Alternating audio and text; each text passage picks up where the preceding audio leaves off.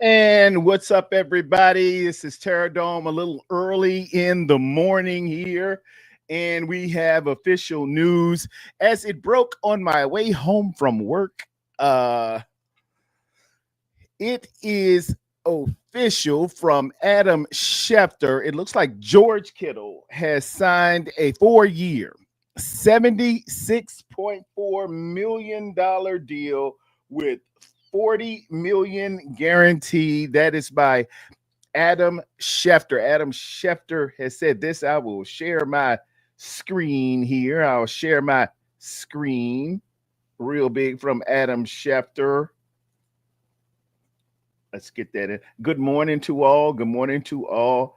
And I hope all had a great night. That is the deal. That is what we see right now. It is official.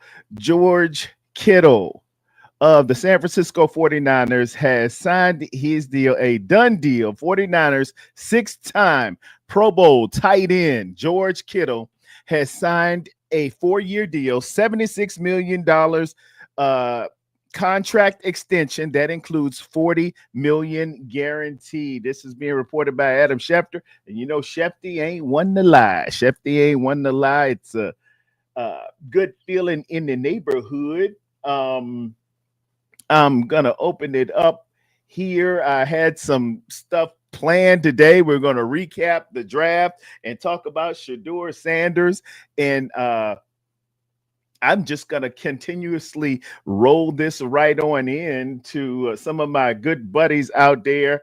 I know I am early. I told them it would be 10 o'clock. Normally, Terradome is at 10 on the East Coast here. But considering we got a little good news here, why don't we just open that thing on up early? Amen. Amen. Let me throw this on out to a few of my constituents as I stop sharing. And how's everybody this morning? How's everybody this morning? I know I'm coming to you about an hour early. We got Ty Austin in the building. Throwback is in the building. Throwback 49ers, good morning. Breaking news. George Kittle got it. Let me put my banner up. I had a banner just made just for you there. There it is. George Kittle, the deal officials, 4 years, 76 million, 40 mil guaranteed. I'm still gonna jump on there and give me that breaking news there. Let me give you the breaking news deal, man. I worked on these for a little bit.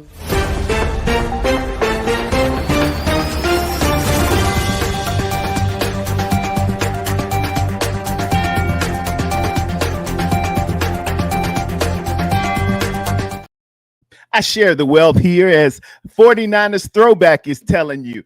Good morning. Breaking news. George Kittle got a 4 year deal extension with the San Francisco 49ers. The 4 year deal is the specifics of said deal. It is 4 years, 76.4 million with 40 mil guaranteed. That's where everybody's coming along in here right now. I see Mr. Ty Austin. Bro, it's way too early. You know black folks still sleeping. Come on, man. That's being stereotypical. And I was not sleeping. I was up all night. When you work 911 and you had what we had? We had a lady having a seizure and couldn't quite tell us where she was having said seizure. So we had to use our discernment and tools called Annie Alley and Annie Alley, which is automated number and automated location information. We got to her real quick and amen. She got transported along with we had a fire that was endangering the structure. And the good thing we did send the fire and rescue because that thing burned up about $500 worth of damage. And my lips a little ashy. Let me see. Let me get my lighting right. Trying to break the news and everything. I look a little peaky. But I'm going to get it all together there. Strawberry's in the building. Hey, Miss Strawberry. Strawberry letter 23. Just check out the Brothers Johnson when you get a chance there, Strawberry. Miss Tanisha, the girl that I never had. Good morning, Terra Doom. I'm over here on the West Coast. Just woke up to the good news. I'm now getting dressed for work so I can continue to listen to you on my way to work. Amen. An early riser. See, there you go. There, Ty Austin. Some of us do our job. Amen. Some of us is people that wake early, stay up late, don't be stereotypical. Still early in the West Coast. I know it is. It's 9 here. I got 9:15 on my AM dial, so that's 3 back. Ooh, y'all at 6:15.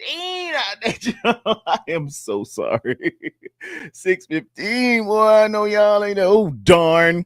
That's a rough night. Props to all emergency services workers out there. You are appreciated. Well, thank you very much, man. Priceless art, houses and real estate, a few cars, very, very valuable commodities and raise in value. People who appreciate are very, very valuable. So thank you very much there, Ty Austin. That's my little remember they used to have that on NBC, one to grow on. Appreciate just like fine arts. Appreciate just like real estate. Appreciate something, and it ain't deriding or nothing like that or cheerleading or something. If you see something good, if you see, man, call it out. Whatsoever things are beautiful, whatsoever things are just, whatsoever things are lovely. If there be any virtue, if there be any praise, think on these things.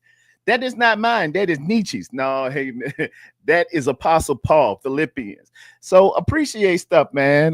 Too often we just hold our lips all tight, cheeks all mad, like you're sucking on a lemon, sleeping with your fist ball up. If something good, call it on out. Appreciate people. Thank you, Ty Austin, for that one to grow on. Ty Austin also said, now that's a throwback song. The Brothers John. You know how bad the Brothers Johnson were. Brothers Johnson was how you young folks view Outkast.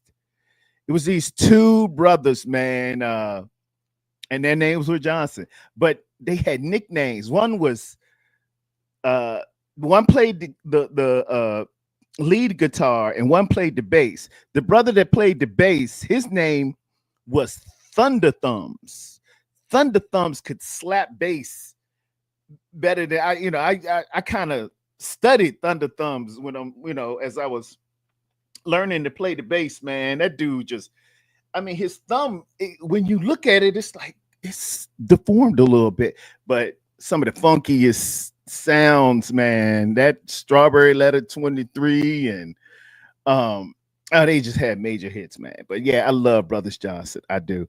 Warriors come out to play. They did it last night.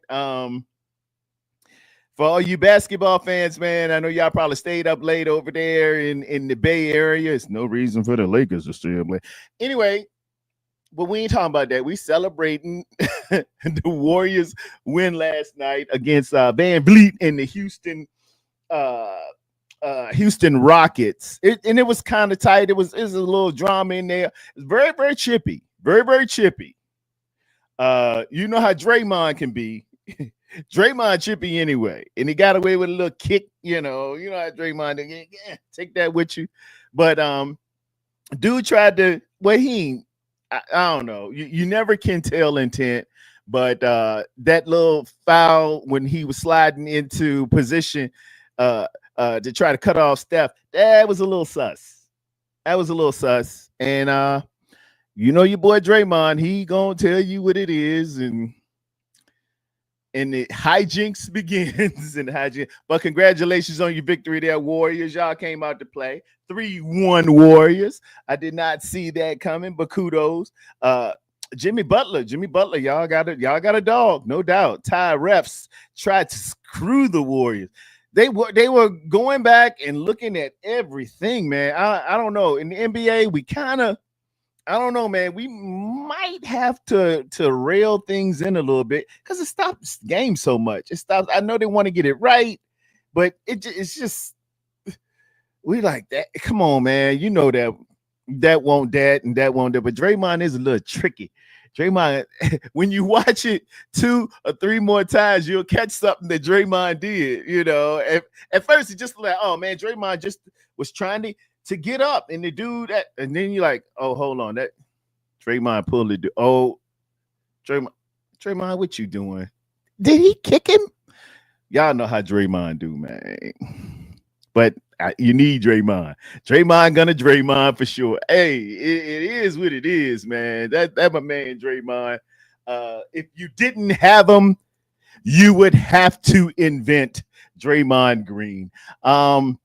While in here right quick, let me just roll out the banner here. Let me edit it. Scroll across. The breaking news, ladies and gentlemen, the breaking news.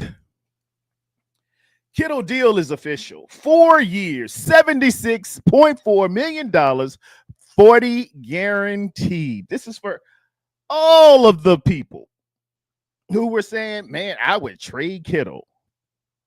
Really? That's what you would do?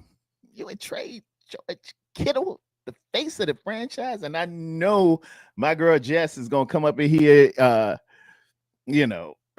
if Kittle got money, Jess got money. So, I'm just going to leave it at that. That girl love her some George Kittle. Don't even talk about some George Kittle. She like, man, I love to see adamant fans support their dude, and nobody supports it better than Jess and George Kittle. Let me see here. Draymond Greenlaw.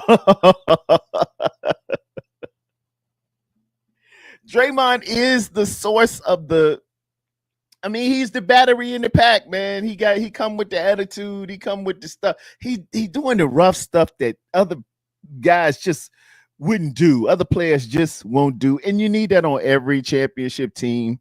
You do.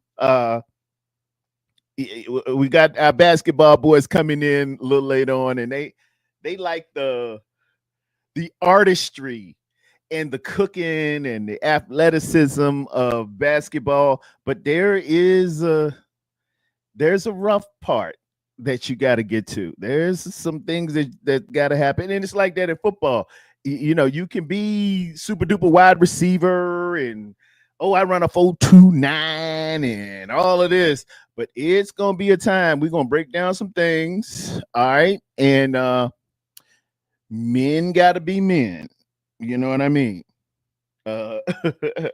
And you need those kind of guys, those party starters, I call them. And in case you're just joining us, I see 13 on board right now. It's 13 minutes into it, 33 seconds. The incredible George Kittle. George Kittle has inked his deal. I don't know if he's inked, but the deal is complete. Per Adam Schefter, it's a done deal. 6-time Pro Bowler George Kittle has signed for a 4-year, $76.4 million extension that includes $40 million guaranteed. And I think it's a sound investment. I think George Kittle is still at the top of his game. Now, with that said, you're going to have folks that say, well, now that you paid him, some stuff gonna go on, and that could be the case. It could.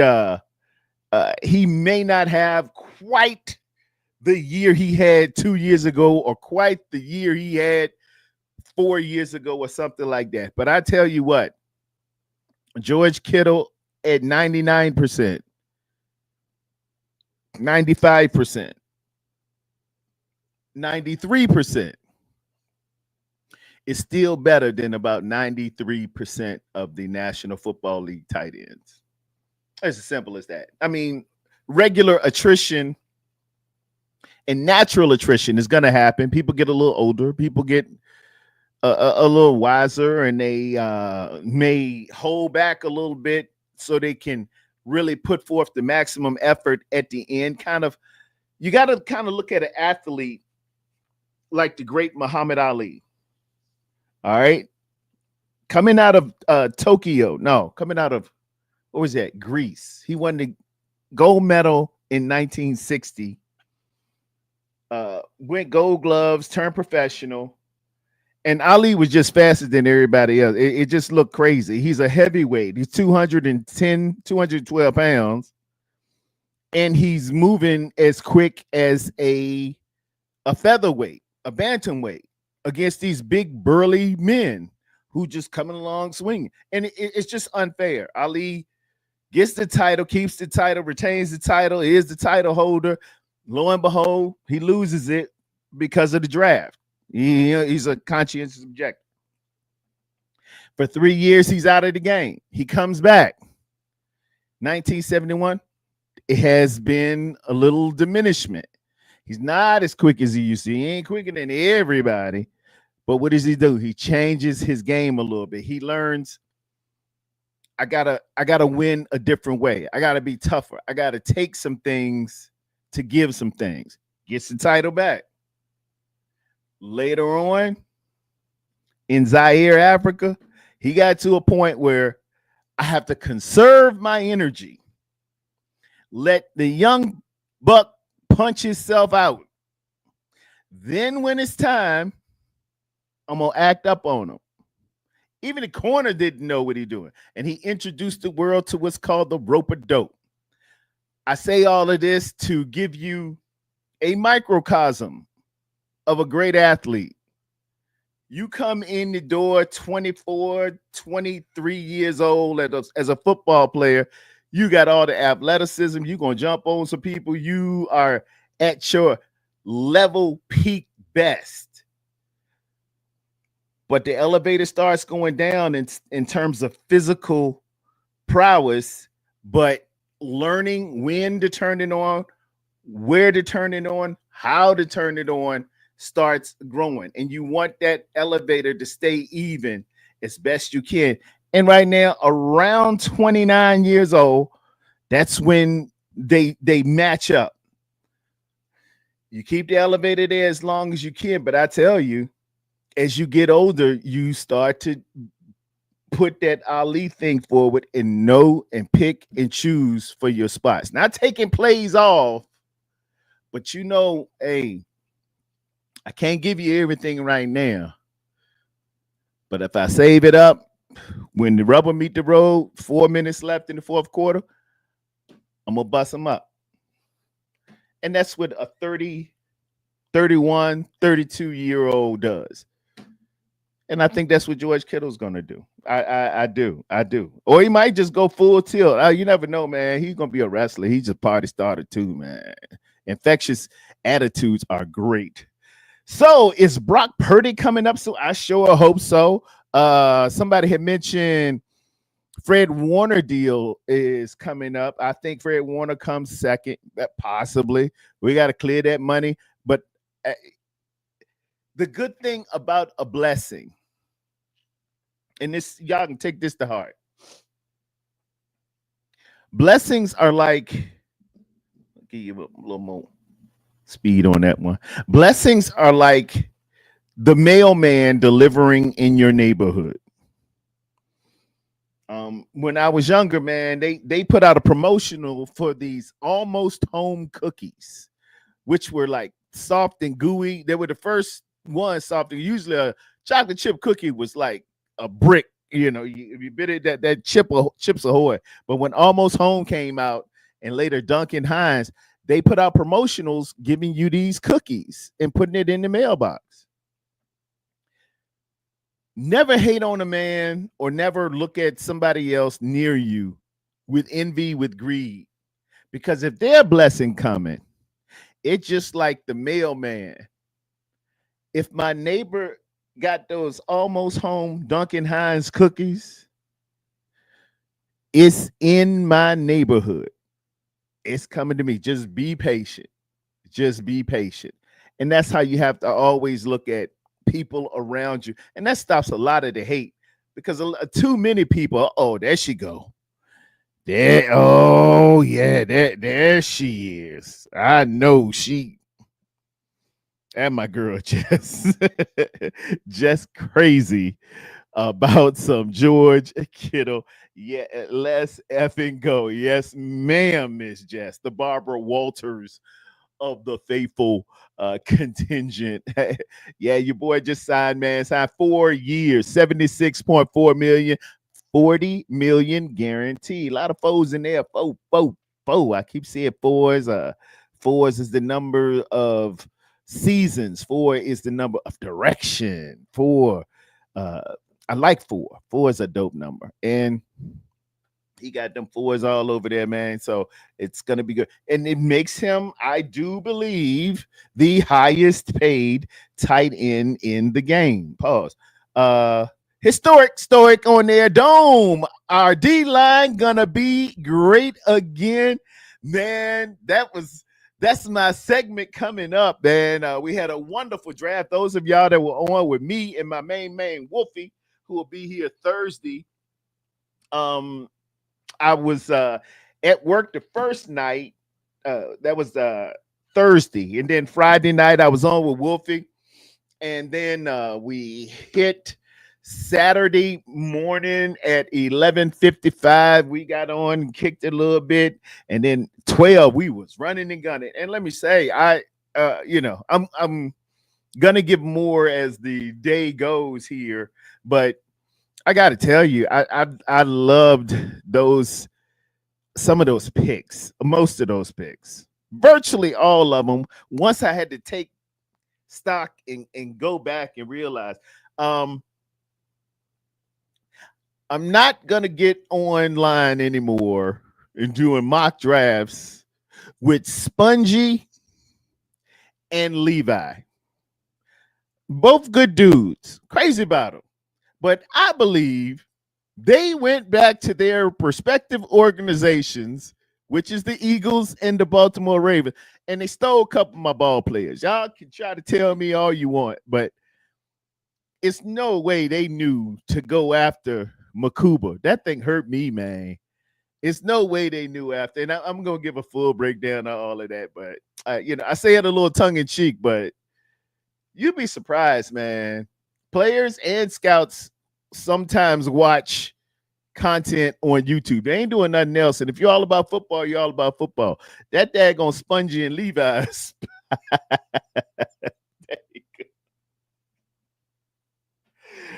Ty agrees with me. Ty kept seeing my ball players go. I said, now, wait a minute. Come on, man. Come on. Y'all know I like Makuba. I like Elijah Roberts. You know, and you be on with the mock draft and they say, that's who he was after. Oh, let me take it back to my contingent and we'll see about this guy. Let me watch some film. And then all of a sudden they get it. I'm just saying. I like some of our undrafted signings. Yes, I need to put that up. See, I'm running the gun so much. 73 school in the hizzle with the George Kittle breaking news. I ain't set my stuff up like I supposed to. I got to send this to a couple of dudes here, man. They might be waiting on me, Lord Jesus. Let me see here. Where they at? All right, because we're going to talk about some stuff. Is that in there? Yeah. And this young man, got my boy too, had to go in there early. And I want y'all to hear from this dude too. If he is around, he hard to pin down. And maybe they'll stop popping up and then we can kick it like a karate movie. 73 old school. He likes some of the undrafted play. Red Jet Shell is in his old. What's up, Red Jet? We're on the breaking news. Let me hit I don't get a chance to use this graphic too much because usually it's breaking when I'm not here, but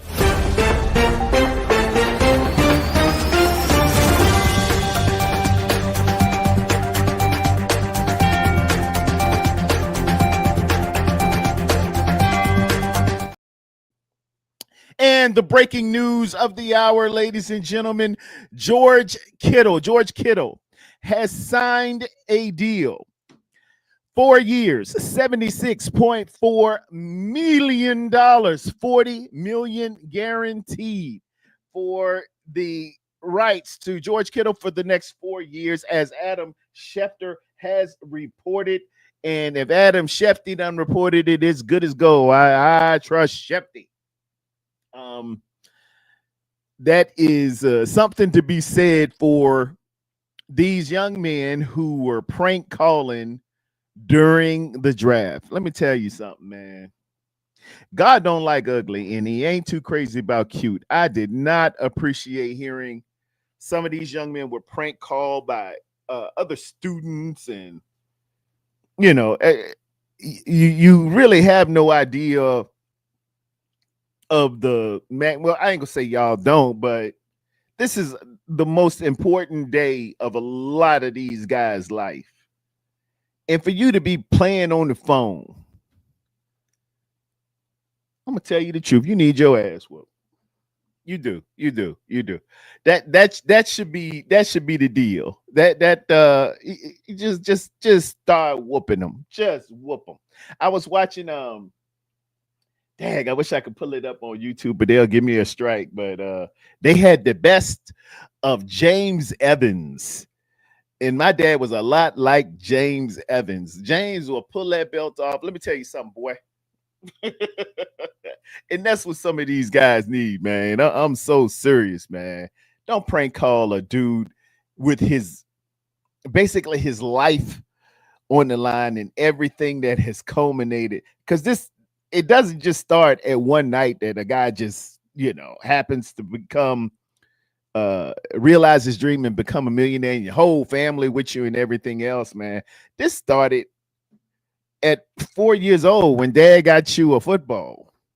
When your uncles called you touchdown, Tony Dorsett. This started at Little Leagues at Bethlehem, the Bethlehem Steelers or the Chamberlain Chargers or the Brooklyn Redskins. This started in Little League. Pop Warner, you was a peewee and then a midget.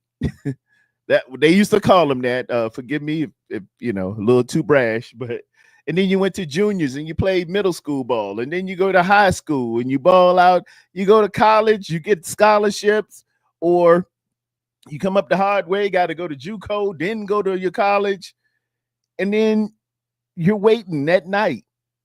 3 nights of just waiting, and mom who took you to every practice and washed your funky pads or your funky shimmel, dad who was out there trying to help you field punts, and dad, I can't field these punts, man. I just like hitting people.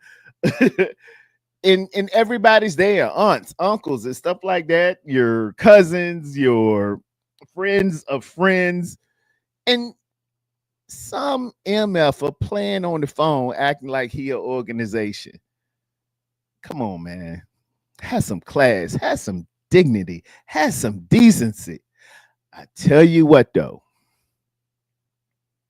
It's only 2 types when you're dealing with football, and especially in the NFL. Those that are humble and those that soon will be humble. That applies in life too. Play around if you want. You'll get it back. They call it karma, right? But the Bible says it is in Luke 6:36. Give and it shall be given unto you. Pressed down, shaken together, in good measure shall men give unto the meat in which you give into the bosom. Yeah. Keep putting it out there, buddy. You'll get your comeuppance. ENT Way. Let me see who else is online here. Shout out to my man, Jason Captain Niner Massey. Hope you get in here, man. I see you were breaking it this morning along with the great Wayne Breezy. Wayne Breezy got up early this morning and he went online. And he went on and told told everybody about the breaking news too. I think he broke it first. I was actually on my way home from work, and I listened to Necessary Roughness or Unnecessary Roughness with the cats on ESPN. I listened to that on my way home to kind of, get my sports fix a little bit. I figured they'd be talking about Draymond Green, but they was like, no, man, Kittle done signed that deal. I was like, I got to get in the house and get online. So I'm online right now. 73 old school hollering at Red Jet. Terradome, Ulbricht's son prank calls should do it. Really? That was Ulbricht's son? He need his ass one. Washington is getting a stadium back in D.C. That means go back to the Redskins. This commander jive is jive. Yeah, that you would like to see that some semblance of it. If the Native American contingent, if there's any of the Native American contingent that feels some kind of way with it, I guess you gotta kowtow or respect their feelings. But what is wrong with being the Washington Warriors? And I think it's a deal where this guy he snatched up, which was pretty ingenious. He snatched up and patented, or he bought the rights to every good nickname there could possibly be in Washington. So you would have to come to him and pay him $10 million to get the name. But I'm gonna tell you, man, you need some pizzazz. Commanders is cool. It just ain't me. Just roll off the tongue like the Redskins or the Washington Warriors. Just me. Something to think about. They apparently pranked a few players, yes, including it was Shador, it was my man Tyler Warren from the Virginia area. From I'm not sure what high school he went to, but Ellison told me he from around the way, and there was somebody else they had made mention on the news and stuff. I'm like, that's so juvenile. It ain't the good juvenile here. Not either, not to back that thing up juvenile. It was really like Beavis and Butthead juvenile. Karma is a whole entire bitch. Just keeping it 100 bands. Yeah, that's what it is. Yeah. It come back to you. Levi Stadium needs a major makeover, like a tent.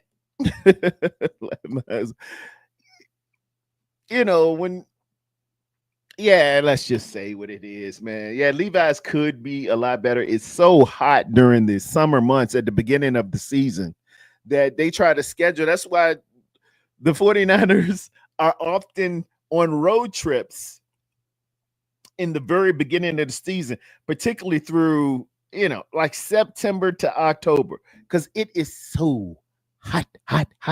It's so hot in Santa Clara. It's so hot. And they didn't put a dome on it. They could have hollered at the boy. They could have put a dome on it or something to deflect that side, because that sun will get up and rise, and it's just really, really auspiciously hot in Santa Clara. Now, when it was in San Francisco, you had the Bay Area. It don't get too warm in the Bay Area, or if it is warm, I know when that hawk come off that sea, off that Bay Area, it sits down in that bowl. And when I used to go to the stick, man, it was like you better bring you a little shawl or something on your arms, because it would start off a wonderful sunny day, and it'd be like, we in there. Boy, after halftime, about the third quarter, when those lights start moving a little bit and that all coming in there, and you're like, oh man, I'm glad I bought my jacket. Yeah, but it stayed relatively cool. It is about, and Red Jet, you're out there with your wonderful pictures that you've given me of the Bay Area. On my calendar. Here go my calendar right here. I had to put it up here because I got an appointment tomorrow. See, Red Jet takes great pictures all around. You can tell me different. Is it a? It's about a 10 to 15 degree swing going from San Francisco to Santa Clara on a average basis. You know, 10 to 15 degrees, 10 to 15 degree, uh, at least it might be 20, but talk to me. Ty, freezing at the stick. I miss it. Yeah, man. Bring you a jacket with a liner in it. don't bring no little porcupine jacket. Thank you so much, Red Jet Shell. Yeah, I figured it was about 15 degrees, man. Matter of fact, you'll feel chilly and then drive down to Santa Clara, and you'll be like, it is daggone steaming out here. You could wear a shirt underneath your jersey because you'll sweat that thing out like a perm. Truth, it would have you out there like chilly willy. Yeah, the stick was different. The stick was different. And then walking up, we took the BART. My first time there, that was in 2012 or 13. D and I came out there, man. And the stick, just walking through there, man, it was like it was noticeable because it was kind of hoodish, kind of where I where I grew up. So I was like, wow, this is this is very hoodish. Oh, look at the pit bull with the chain around his neck. Yeah, I know that guy. Hey, is that Astro? Um, and then it's just a mystique. It had a mystique. You hear people use that word a lot, but there is a mystique with all the championships that went on there. Even the last night when Navarro Bowman has the pick at the stick to shut it down, and I think we were playing Atlanta, weren't we?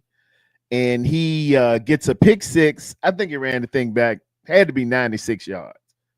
96 if it won't 99. And I don't know, just nostalgic. It still can be done. You need to have a whole blanket at the stick. it was because it was kind of what's the it's deceptive. It's deceptive. People just think automatically West Coast it's fine out there, or it's it's California, and you fall in love with you keep on watching Malibu Barbie, that damn South California up there north. Hey, it's mountains up there. You can see them up there. Hey, don't play around. That's why those 49ers started. Man, I wanted one so bad. I never had that gold one because you needed it at the stick. That gold one with the liner in it. That thing was fire. That thing was fire. It was. Let me keep on going here. We talking about the stick getting nostalgic. What time I got here? 38 minutes. I got my guest coming, and I'm just kicking it with my contingent, man. I ain't even put my music on yet. I'll do that a little later on. Juan Kittle was greeting Michael like 2-ish days ago, and he was he was decked out in Niner gear despite not officially having a contract. What a guy. Yeah, man. Kittle knew the deal. The bus don't leave without George Kittle. We ain't going nowhere. You better turn this thing around. Get George Kittle on here. And despite the moron saying stuff like, yeah, man, I would trade him. I would do this. I would do that. No, we would not, man. It's if you feel in the 49ers in your heart, you know who is what. You know what I mean? But everybody's got these little plans, and they doing it for clicks or whatever they say. Hey, George Kittle ain't going nowhere. Regal Eagle in the building. Regal Eagle, I'm still mad at you too. I believe you had something to do with it too, man. You got Makuba. I'm just hot, man. I'm just hot. They just took my ball players. Tampa Bay took one away from me. Elijah Roberts. Them Eagles was all in my grits. But good to see you this morning. I'll get over it. But Y'all took a couple of players from me. The Regal Eagle on that thing, man. And he's a stud. No kidding. I think y'all was on my stuff. I discovered him. I feel like that. You get the who was the manager in the Five Heartbeats that got them online and got them kind of bigger, and then Big Red tries to sweep in and I think Big Red them kill him on the Five Heartbeats. If you're a Five Heartbeats fan, I'm trying to get to remember the name of the manager. That's what I feel like with Makuba. I feel like the manager. I found him. I'm out there showing him the dance moves, getting the big, I got nothing but love for you, baby, and teaching choir boy the steps. And then here you come, Big Red. My office hours are from 5, or 9 to 5. He came at the combine at 190, which means he gained weight prior to. He was 186, but a good guy. Good guy nonetheless, man. Quick. See, he was back in ACC. He was back with Clint. Wolfie's in the building. What's up, Wolfie? It's way too early for this kind of news, man. But hey, the news just break, Wolfie. Let me go ahead and break it again. Let me see here.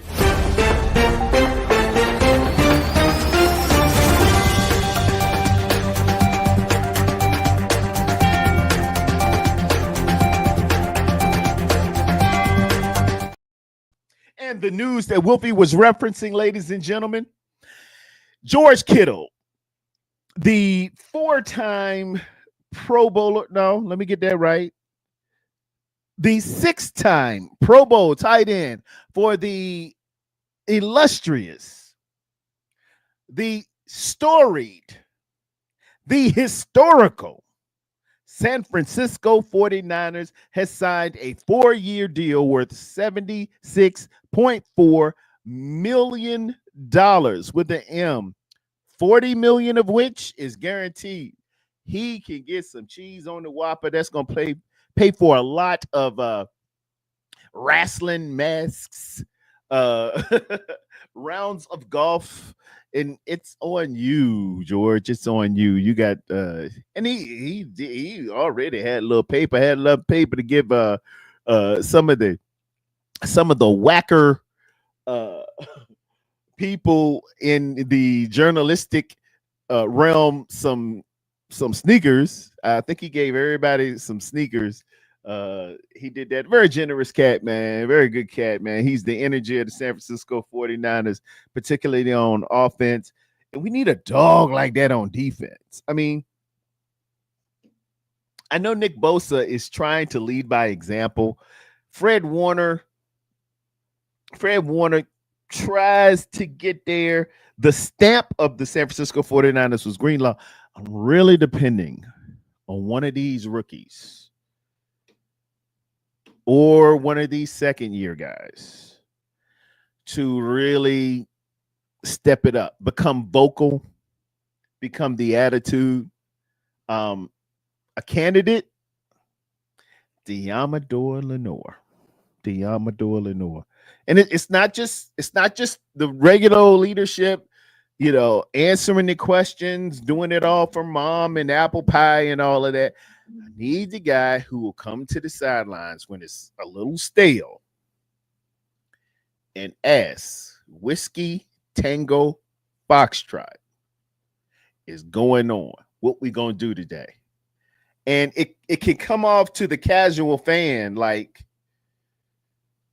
dang, he talking a certain way to players and stuff. He's like, yeah, they shouldn't do that. No, sometimes people need to wake the HE double hockey sticks up, and we need to get this thing online right here. Who are we? And challenge each man to a man and say, hey, let's get this thing. The phrase for the day is Whiskey Tango Foxtrot. Yeah, that is the phonetic for what the holy jeez. What is that? What the is that, Private Pile? A jelly donut. Speaking of jelly donut, strawberries in the building. Hey, strawberry, Wolfie, strawberry. Wolfie strawberry. That sounds like a challenge and password when you're in the military. Uh, in your camp, every day a new challenge and password would come out, and they're two random things that don't have nothing to do with each other, but you better know it or you'll get shot coming in the perimeter at night. They said, Hawk, who goes there? Halt, who goes there? And you say, Wolfie. And then they'll say, strawberry. The challenge was Wolfie. The password was strawberry. And you go on in there. And it'll be something like newspaper and jackhammer or something like that. It's amazing how we did it. Pause. I don't know what I need to pause for. Terradome, don't start the pause. I don't even remember. I got to run the tape back. I don't remember what was pausable. Anyway, another thing that kind of got me a little off kilter this weekend was the fact that we learned that Malik Mustafa tore his ACL in the last game of the season against the Arizona Cardinals. Some would say, hey, what you worrying about it for? You know, we ain't got no game today. But with the vaunted history of Kyle Shanahan and playing a little fast and loose with the injury report, you kind of worry about things like that. And with an ACL, man, that ain't no Rudy Poot little injury. I can see if a person got a bruised thigh, you sprained your ankle, you probably don't need to even worry about that. But an ACL means it takes a year to be functionally back where you were. And with it happening on the last game of the year, so estimated time for an ACL is 10 to 11 months. If it happened on the last game of the regular season, I'm pretty sure that was after New Year's. So that's January, midway through January, maybe January 15th. So you're telling me and Malik Mustafa is not gonna be ready until probably after Thanksgiving at best. And stuff like that makes you weary and leery of how you draft. If we knew we weren't going to have, like, we know that BA isn't going to be ready until at least midway October. You can count on it. Sometimes the miracles happen and they come back and it's good to go. Boom. I never knew I missed it or something like that. But oftentimes and more just playing the odds, not speaking anything pessimistic or negative on it, but just playing the precipitous way that the numbers fall. It takes you about 10 months to be ready. And as you notice, we draft a couple of receivers. So let me pull that on up so we can have, and as I pull it up, I'm hollering at my man, Jason, Captain Niner Massey, Talofa Faithful. I see you was on, as I was putting on my advertisement, as we do on Twitter. We're on the Twitter network, all these great 49er fans. And I saw you were already on, man. So I ain't really mean to step on you or nothing, but breaking news there, Jason. You the dude. And heck, I tell you what, if you want to, I'll drop the link so you can come in and talk to me a little bit. I'm waiting on a couple of others, and I want to get your take, because with everything that went on this weekend, there is something I really want to sit down and talk about and give it its just due for about 30 minutes. That's why I'm getting my boys in here. I'm expecting Rod, Callie, and Twin Empire to come on up in here whenever they're ready, man. Whenever y'all, Rod Cali and 20 Empire, you're being paid. You're being paid. Rod Cali and 20 Empire. Um, Let me pull this up real quick so we have a little something to talk about. Little something, something. So it's cool. Oh, that sounded bad. All right. Do a little something, something. Here we go. All right. Can I share that? Yes, I can. You share anything you want there, son. It's America. Where is my? There it is. And ugh, am I editing in the video? I'm behind. Oh no,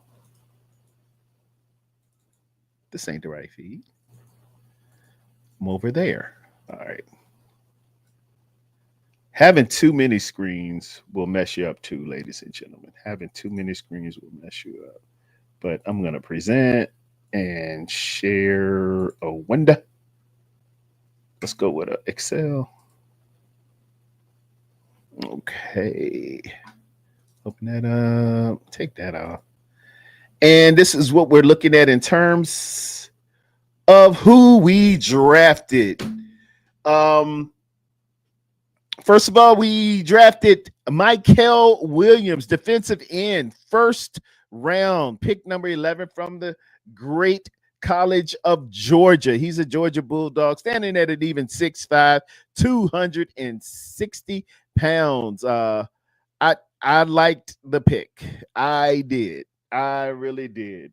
This kid at 260 as a defensive end is very stout against the run, and it's going to pay dividends because we got gouged last year in the run game. We really took it on the chin, and this was a draft that said to God, Jesus, and everybody, we will no longer be pushed around during the running of a football against the San Francisco 49ers. So I felt we were very, very effective in that realm because coming in round two, pick number 43, we had Alfred Collins from the great College of Texas at 6'6", 332 pounds.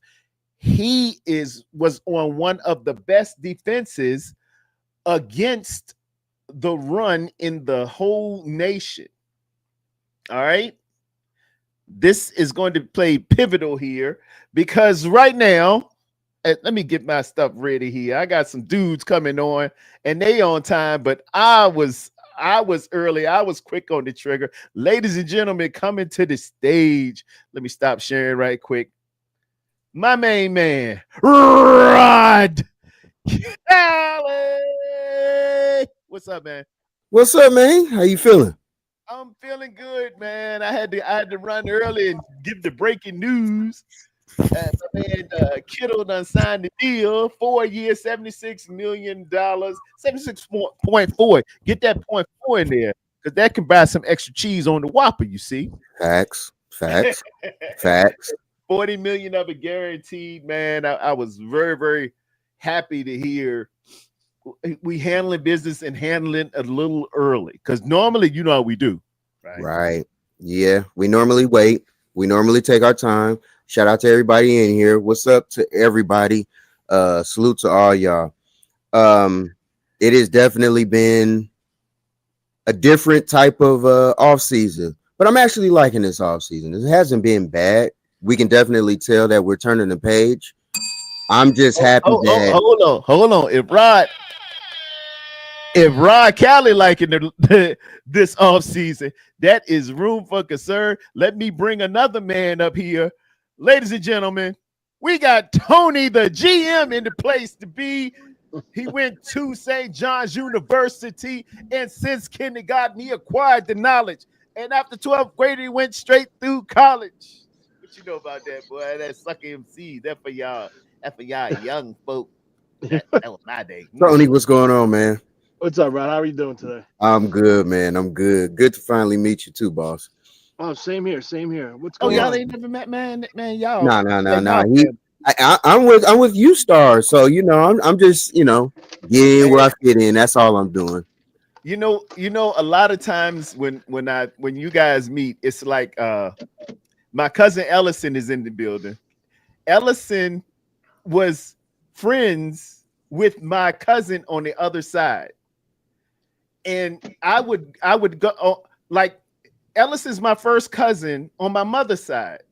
Okay, One of my best friends and cousins on my dad's side is like Ellison. Who would you say? Stoogie.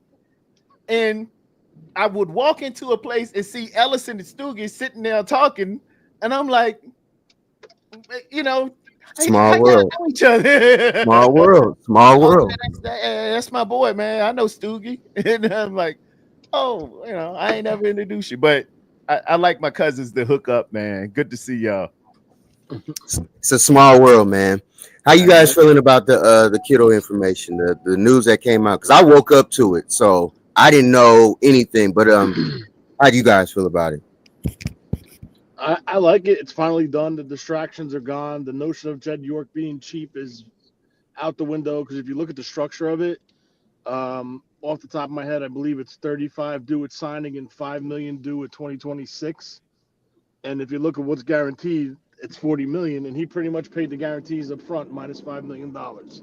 So I like the deal. He's someone that had to come back. He's a 10-year 49er. He's going to be on that wall, and the offense is going to go through Kittle now. I think the passing game at least, but I agree. um, this move also tells me that the groundwork is pretty much set for the Purdy contract because I think they waited to see how they can maneuver the Purdy contract to do the Kittle contract. So, um, looking to kill two birds with one stone potentially today. Maybe we'll get some news later on or Oh, that. tomorrow. Oh, But I think it's a lot closer than what people think. oh, that'd I be awesome. agree. That I would be agree. just awesome. That's funny you say that because Brock and Kittle did work out this during the off season. He went down there to Nashville to Kittle's home, He worked with did. him. You know what I mean? Through passes with the guys out there. So it's definitely on a good thing going. Good things going. Upward. Absolutely, the Trajectory. trajectory. Yes, Absolutely. See, yes, I'm yes. using big words like you. It's going good, y'all. Fantastic. Okay. Okay.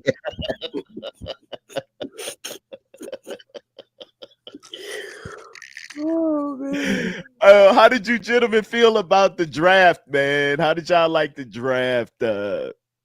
Your thoughts, Tony. I'll start with you, and then Rod, you can come in now, Excuse me. I think they had the mindset and the plan in place, and this takes it back to a couple weeks ago where Lynch was approached on a podium or asked on a podium. You know, why didn't the team be active in free agency? Blah blah blah. You let all these guys go. You let them all go, and then you have all these holes that you created.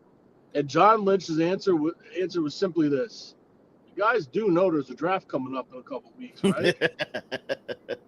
Let me tell you something. That was a mic drop because I think he crushed it in the first. And with the first pick, the second pick, the third pick, I think all these guys, even Martin, even though Martin, is a little, he needs a little further developing. I think he needs a full off season in a weight room in an NFL weight room. But the first pick, they identified a weakness of this team. They couldn't stop the run if their life depended on it. So what did they Exactly. do? They moved on from all the Winkus links, and they brought in guys that clearly are very good at stopping the run. Mikael Williams is the best edge setter in the draft, bar none. Hands down, no question. Don't tell me Shamar Stewart. Mikael Williams sets the edge the best in this draft. That's why he went 11 overall. The second pick, my little concern with him tends to play a little high. I don't like DT's usually 6'5" and above, 6'4" and above, but he flashes it at times, but he's not as consistent as others. Hmm. Alfred Collins, I think, is going to be a monster in this defense. And I think they were very smart and frugal how they matched the size and agility and quickness and strength of Collins. And Collins, yeah, they I paired him put up it up with there. West, right? They paired Yep. him with West. These Yes. guys are going to play off each other all year, and I think they're going to cause havoc on interiors of offensive lines of their opponents all season long because they play off each other. Malik Williams, Collins both have very wide wingspans. West, I'm not sure what his wingspan is, but he has powerful hands, the agility. He's got that twitch off the line. These are all things that you look for, right? And this is Yeah. what it's going to be. It's going to be focused on stopping the run. Now, if these three up front, along with Bosa and along with the depth that this team will have, this if they play well and they play right and they play up to the standard I think they could, as far as the run, this is going to open up the second level of that defense. And that's where Nick Martin comes in, the run and chase linebacker. Fred Warner, the coverage and run and chase linebacker. And D. Winters, who's probably penciled in as the third linebacker or vice versa for Martin, either way you want to go. But it's going to free these guys up where last year the guards on the opposing teams continuously got to the second level and they were not able to play free. This year, if these guys hit, they will play free. And you will see the difference in what Salah's coming back with Gus Bradley. And you're going to see that old school, all gas, no breaks, swarm, fly around with your hair on fire, and make plays at the second level. Love it. Love it. Love it. You said everything. You said everything that Mel Kiper should have said. Y'all know how I feel about Mel Kiper, so it is what Oh it yeah. is. Yeah. I have no sympathy for that dude, and he stands in there each year to tell the same exact BS. But anyway, I definitely like what Tony said. I agree with it. Shout out to my new head coach. The way he drafted for the defense. Yes, I said it. Now I'm Yeah. just saying it live for everybody else. I said new head coach. Because it's a lot of writing on the walls for how they did everything as far as the defense is concerned. I love the moves. I love how they did everything. We definitely got younger. Let's get it. It's just that simple. Now, my only thing is though, and I understand we did it in, unrestricted signings and everything, people who didn't get drafted. But that offensive line, if we don't, if either one of our tackles go down, we're in trouble because we don't have our leverage as far as who's behind with the depth. We're in trouble. So we played a good, we did good in the draft defensively, but next year it's got to be offensive. You know what I mean? So it was definitely good tales of what I saw. I like it. I like it. Yeah, that's a concern, man. It's some things you hope that Kyle is steering towards, and I was hoping he was going to evolve and really think in terms of the trenches and getting good depth in the offensive line. But I was on cover two, Coach and Jesse last night. I was in the chat, and Coach said, "You know something? I ain't gonna worry about it no more." No, because it is, and he just doesn't put the stock in the offensive. That's just what he does. He don't think in terms of what the offensive line can do and what it can be. He's not trying to have the greatest offensive line ever. I'm reserved to the fact I see it. We just gonna have to work around it, and that's what it is.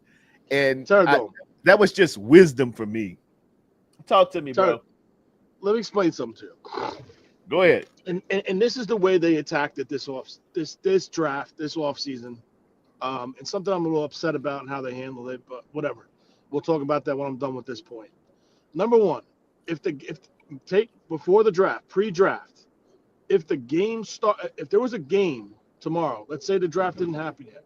If there was a game tomorrow, could they field the starting five for the offensive line? Oh yeah, yeah. We Okay. could throw some starting five out there. Yeah. Now, can you say the same for the defensive line? No, oh, no, not at all. Yeah, Okay. defense is the priority. Okay. I'm not saying that, but what I am saying is after that defensive priority, because that's how we drafted. It's a fully stocked defensive upfront trenches place. But we should have been the next thing should have been let's get after some decent offensive linemen too, or a mixture of the two as it's happening. That's all. That's all. And don't sleep on this kid from Iowa. I'm telling you right now. Don't. who Connor Kobe, the guard. Yes. Don't he looks sleep on him. 6'6", 3 bills plus 309. And he's from Iowa. They eat corn and they come out blocking. I've looked at his film, big number 77. And he blocks through it. He's good. And the kid that they signed from Colorado State, the undrafted free agent, don't sleep on him either. Because these are two mean SOBs up front that are good in the run game, that still show the athleticism to get to the second level. And I'm just putting it out there. Yes, they don't go first-round picks unless it's, okay, Trent Williams retired this year. That's when you're going to see this team make a move for a left tackle. That's when it's going to happen. Yeah, but Tony, you can't wait until the week. Yeah. Yep. You're right. You can't, man. We got wait. lucky with Pooney last year. We got pretty lucky, but that year before, Tony, it was tackles out there, and we went and got a kicker. Oh no, I agree with that. Listen, that whole third round situation was a nightmare. Between Ayupati, got the kicker and Latu, who drops two. Hey man, that thing hurt me. That thing been hurting me for those three selections. I mean, listen, I like Jair Brown. I think the reason why Jair Brown struggled this year was the change in coaching with Sorensen. He was used differently. He put him in spots where it wasn't up to his skill set or his strengths. But those other two picks, I'm sorry. Yeah, no, man. There's no excuse to swing and miss on those two picks. To draft a kicker around 3, let me tell you something. Your ass better win a Super Bowl. He better be kicking. He better be kicking like karate. And speaking of kicking like karate, ladies and gentlemen, coming to the stage, the Great Twin Empire. Let me get him on the big screen here. Look at him. Got his sunglasses on. Now you gonna make me get cool. Twin, what's up with it, brother? I gotta be like. Let me drop my stuff on down like that. I can't hear you. We got 3 hats on and 1 bald head, man. Good job, man. I gotta have the sunglasses on like Twin. Somebody thought, hey Twin, can you hear me? Well, go out and come back in. Hold on. Can you hear me now? Excuse me. Can you hear me now? But look at this. While he's getting his stuff together, look at how the Eagles play and how they draft. You know what I'm saying? The way the Eagles did it, they got the best offensive line in the game, and they still drafted another offensive lineman just in case for that reassurance. And that's the thing that I always look at. You gotta look at certain teams and how they doing it. And I'm not saying you have to. It's the copycat league. Let's just keep it real. You know what I'm saying? And that's the part that frustrates me with Kyle, because the obvious regards in certain points. Yes, our defense was very bad, but we can also improve on our offensive line too. Let's not act like our center or our right tackle are just the greatest things smoking. And then on top of that, if you look at and what up to everybody in here, if you look at our left tackle, let's just hope that everything he makes it through the entire season and he is there, because we know that Trent doesn't play the entire season. Yeah. So You're You don't 100% know. That's something we right gotta now. play in. We gotta take in the hand. As Once Shaquille the O'Neal would say, 39 ain't 29. Hey, what's That's a up, man? Can fact. y'all hear me? Yes, Yes, sir. Yes, sir. yes, Yes, sir. in the building, ladies and gentlemen, Twin Empire. What's cracking, man? How y'all doing this wonderful morning, man? It's Tuesday, Good, Man, man. brother. Great, twin. morning, man. Kittle got that money. You know, he can do that little sprinkle that little salt. Yes, sir. You What know, he up, do Rod? What up, Tony? What's What up, up, my What's brother? TD? going on, twin? Man, you know, another day in the neighborhood, you know what I'm saying? Absolutely. Rod, Absolutely. I just want to piggyback off one point you just made. Okay. And the Niners were very inactive in free agency. I think we can agree on that. They went out and signed hand-selected people, which now we understand why, because of the Mustafa injury that the team didn't say anything about. So they were very frugal about that to keep that on the down low. Something happened. Something was re-aggravated with the injury. So he's going to miss a little time going into the season. Nothing serious. So now you understand, well, why'd they go out and sign Pinnock and Grant? Why? Now you understand. So those two guys are going to be keep competing for Mustafa's spot, along with the rookie that they took in the 6th round, I think. yes, Sigel. The 5th round, yes. Who is very underrated and is a potential sleeper in this Yeah, draft, by the way. from But Kansas State. Sigel. correct. So now if you look at it, right, once the draft passed, now if you sign any free agents, it does not count against your compensation. It doesn't count in the factor of the compensation picks for the 2026 draft. So there's a tackle floating around out there that I think the 49ers will jump in on and do their due diligence and potentially sign him as a swing tackle or potentially have him come in and compete as the left guard. And then if something happens, you kick him out to tackle. And that's Jeff Noteboom. He's a free agent. I think it was Jeff Noteboom. I saw his name on the list today. He's a free Where's he agent. coming from? Where's he coming from, Tony? I think he played with the Rams, so he knows this system. He Okay. understands, like, the philosophy. I'm pretty sure his name was Jeff Noteboom. I got to double check on that. But now you're going to see the team, like, pick here, pick there, because it's not going to hurt their compensation for next year. So right now, the most you can get, I think, is 4 or 5 picks as compensation for rewards on what you lost. I think they maxed that out already. So right now you have 7 picks. They have 4 picks for compensation. That's 11. And then they picked up another pick on a trade for Jordan Mason. So right now they're at 12 picks. So don't Yeah. think for 1 minute, if there's something out there that they want, whether it's a guy on an expiring contract, a guy who's stuck on a depth chart that they feel they could come in and contribute, they will pull the trigger.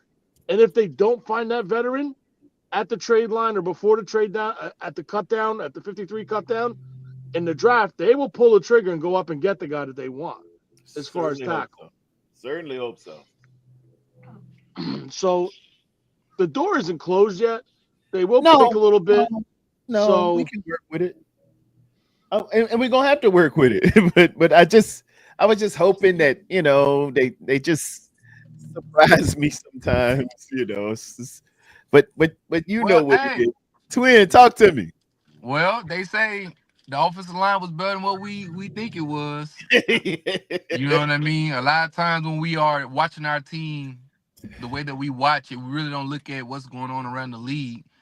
But league Yeah. wise, there's no like really great offensive line like out there for real, for real. It's like it's not abundance of it out there, and so sometimes I No, think no, we look no. at it through tinted glasses as if, oh well, this is the issue, this is an issue, but it's everybody else's issue around the league.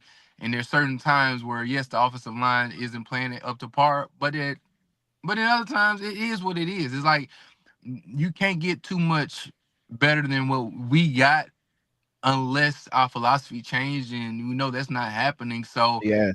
I don't know how long we're going to like fuss about something until we realize this is how this team operates. We're going to have to quit trying to say that there's something wrong with this line when if they're not putting the emphasis on it in the manner in which a lot of people think they should, then they feel like this is enough. They They feel feel like this, and like that's what they scares me, and Twin. that's what. But so When he come then back, when he said when he talked about Brendel, he's oh yeah, Brendel's good. that's what I'm Brendel's saying. good. Brendel's So good. what? It's like peeing on my face and telling me it's raining. What dude. I what Whoa, I whoa, That's a see little whoa, deep now. That's a whoa, little deep. But whoa, that's a look. whoa. But what that does say, TD, is when we have the conversation about other things. I know we don't like talking about it, but I think Kyle is saying, "Hey, come up higher," and that's to the QB. He's saying, "Come higher," because I feel like I've given you the necessary tools to be successful with what you do have. well, everybody a little high. I mean, Oh, you I are in said, California. You know what I'm y'all saying? ain't never heard that saying, "Piss on my face, tell me it's raining." No, I've heard just piss, period, and tell me it's rain, but not on my face. I never heard that face part. I never heard the R. Kelly version. Never heard that. You never heard that. Never, nobody's ever heard that. Okay. I've never heard it. I don't speak for anyone else. I've never heard that. That's why it caught me off guard. Whoa, whoa. Well, okay. All right, I'm gonna let it go. Anyway, Hey, Terradome, I got. one more thing as Go far as ahead. the tackles, right? Investing in offensive tackles. It's very hard Chill, wow. evaluate to evaluate offensive tackles today because of the way they play the collegiate scheme, right? Everything's Yeah. quick, get the ball out under 2 seconds. So how are you supposed to evaluate and see how this guy is in pass blocking when the ball's out before he even gets to his kick step? That's very true. Never thought You about it from understand that what I'm saying? perspective. I agree. And that's why like it's tough to evaluate wide receivers, left tackles, right tackles, quarterbacks because we're used to operating in a more traditional offense. Okay. These offenses in the collegiate level is quick, get the ball to the fastest guy, and let him do what he does the best. For sure.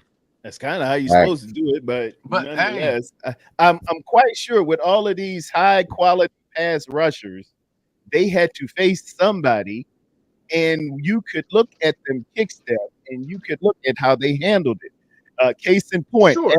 Arianto Ursary went against Abdul Carter, probably the premier. This mug want to wear LT jersey. Uh, Settle down, young man. Settle down. Go ahead and get your number 11. But nonetheless, I watched Ariante Ursary against Abdul Carter, Penn State versus the Minnesota Golden Gophers, and I saw he had a kick step.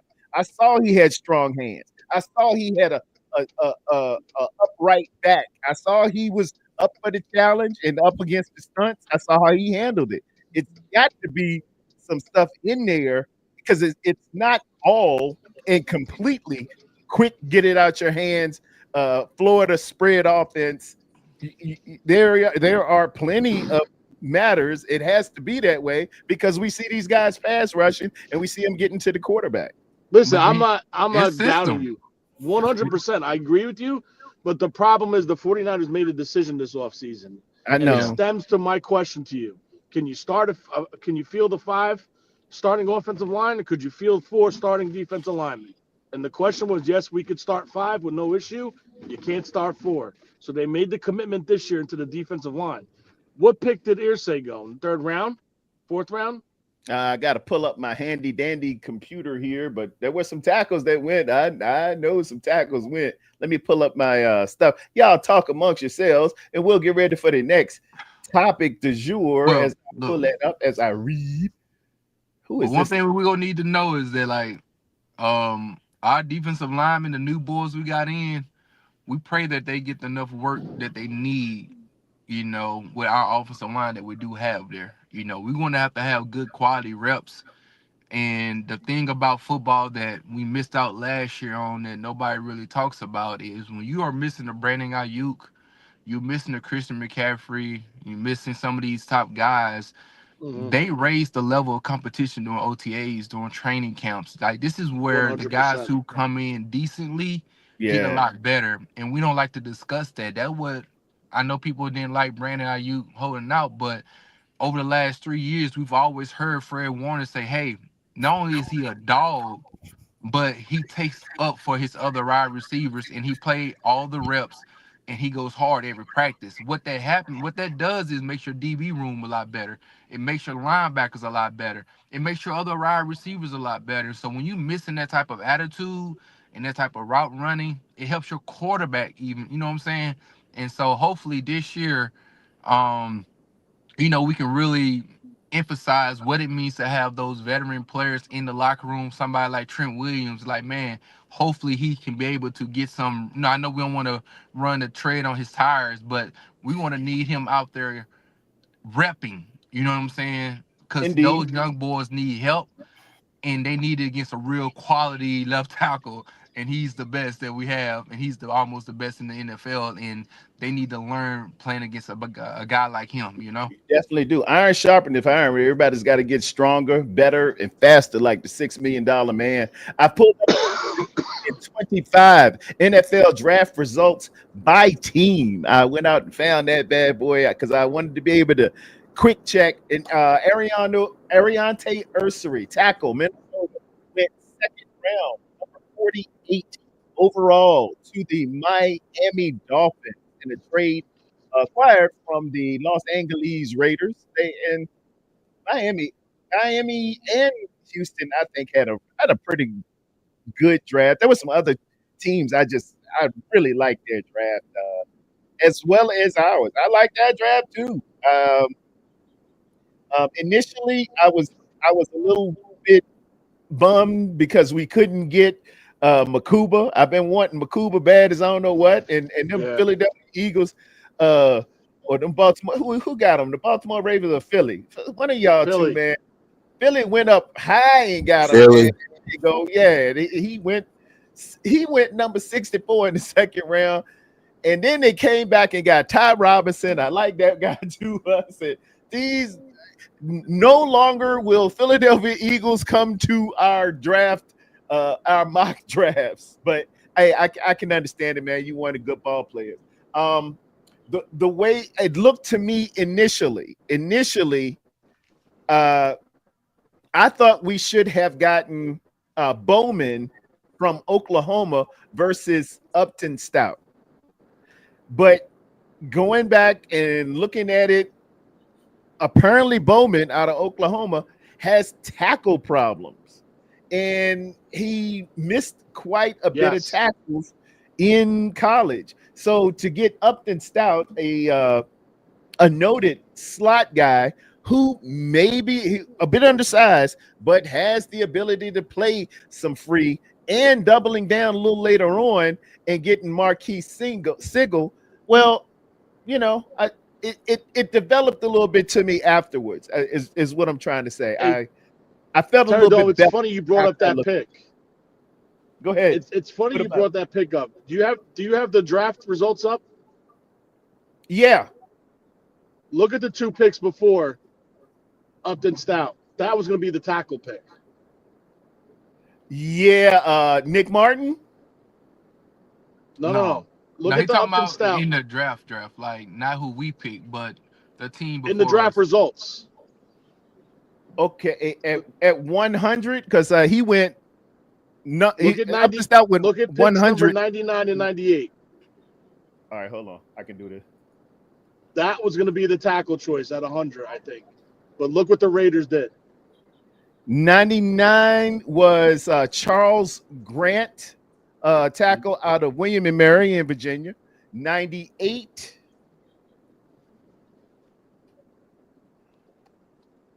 was Caleb Rogers, guard, Texas Tech, and he went to the Raiders.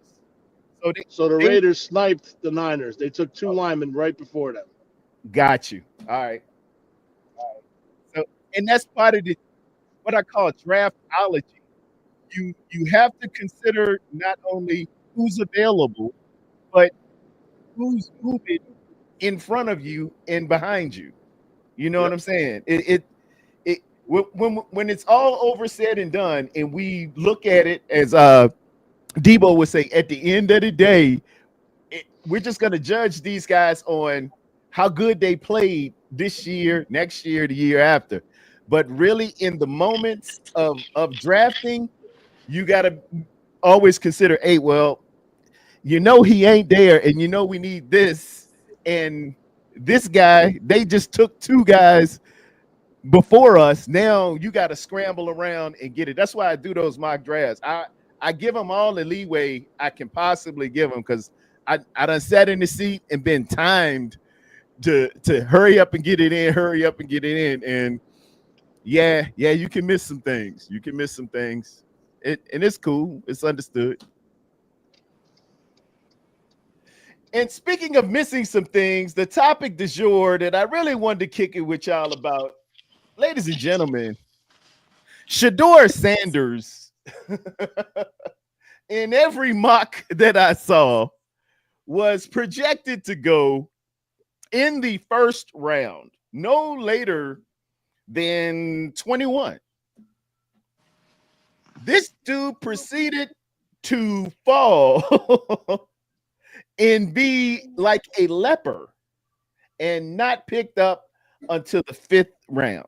Um, there's been a lot of speculation as to why. There have been several theories. There have been several hypotheses.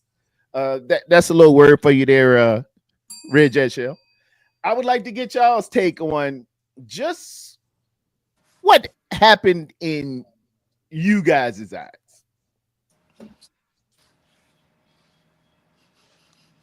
Anybody? Hey man, a woman, hey anybody. Amen. Amen. Well, I'll throw Well, this out to get the party started. Apparently, they didn't care too much for Shador at his combine interviews and things of that nature. I'm hearing stories of him checking his phone as he's supposed to be talking to the interviewees. Um, I'm also hearing that Wolfie threw up a great theory because he said, Terradome, his dad coached him, and his dad has major influence and knows stuff.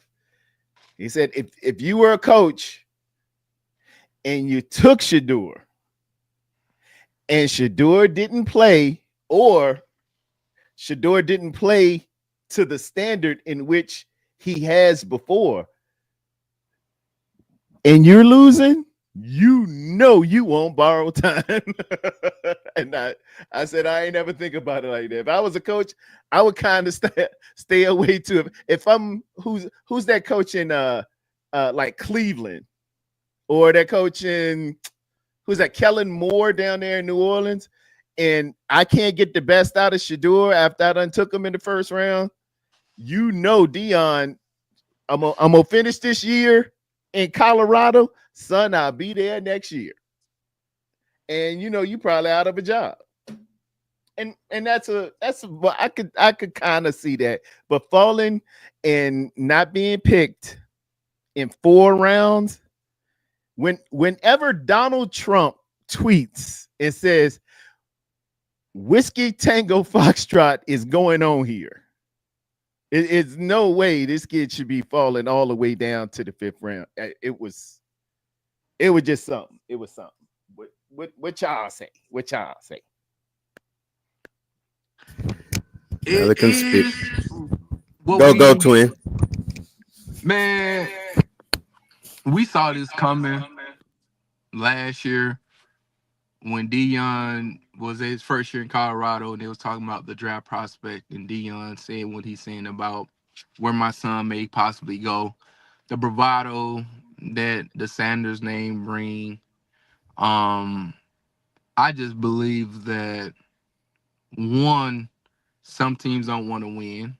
First and foremost, you know what I mean. Like I've been watching football my whole life, and I've seen some cases a lot more um dirtier than this. I've seen guys, and when I mean dirtier, I'm talking about personality who off the field, things that they've done, things that they had said, the way that they rub certain coaches and players wrong, and they still got drafted at a high level.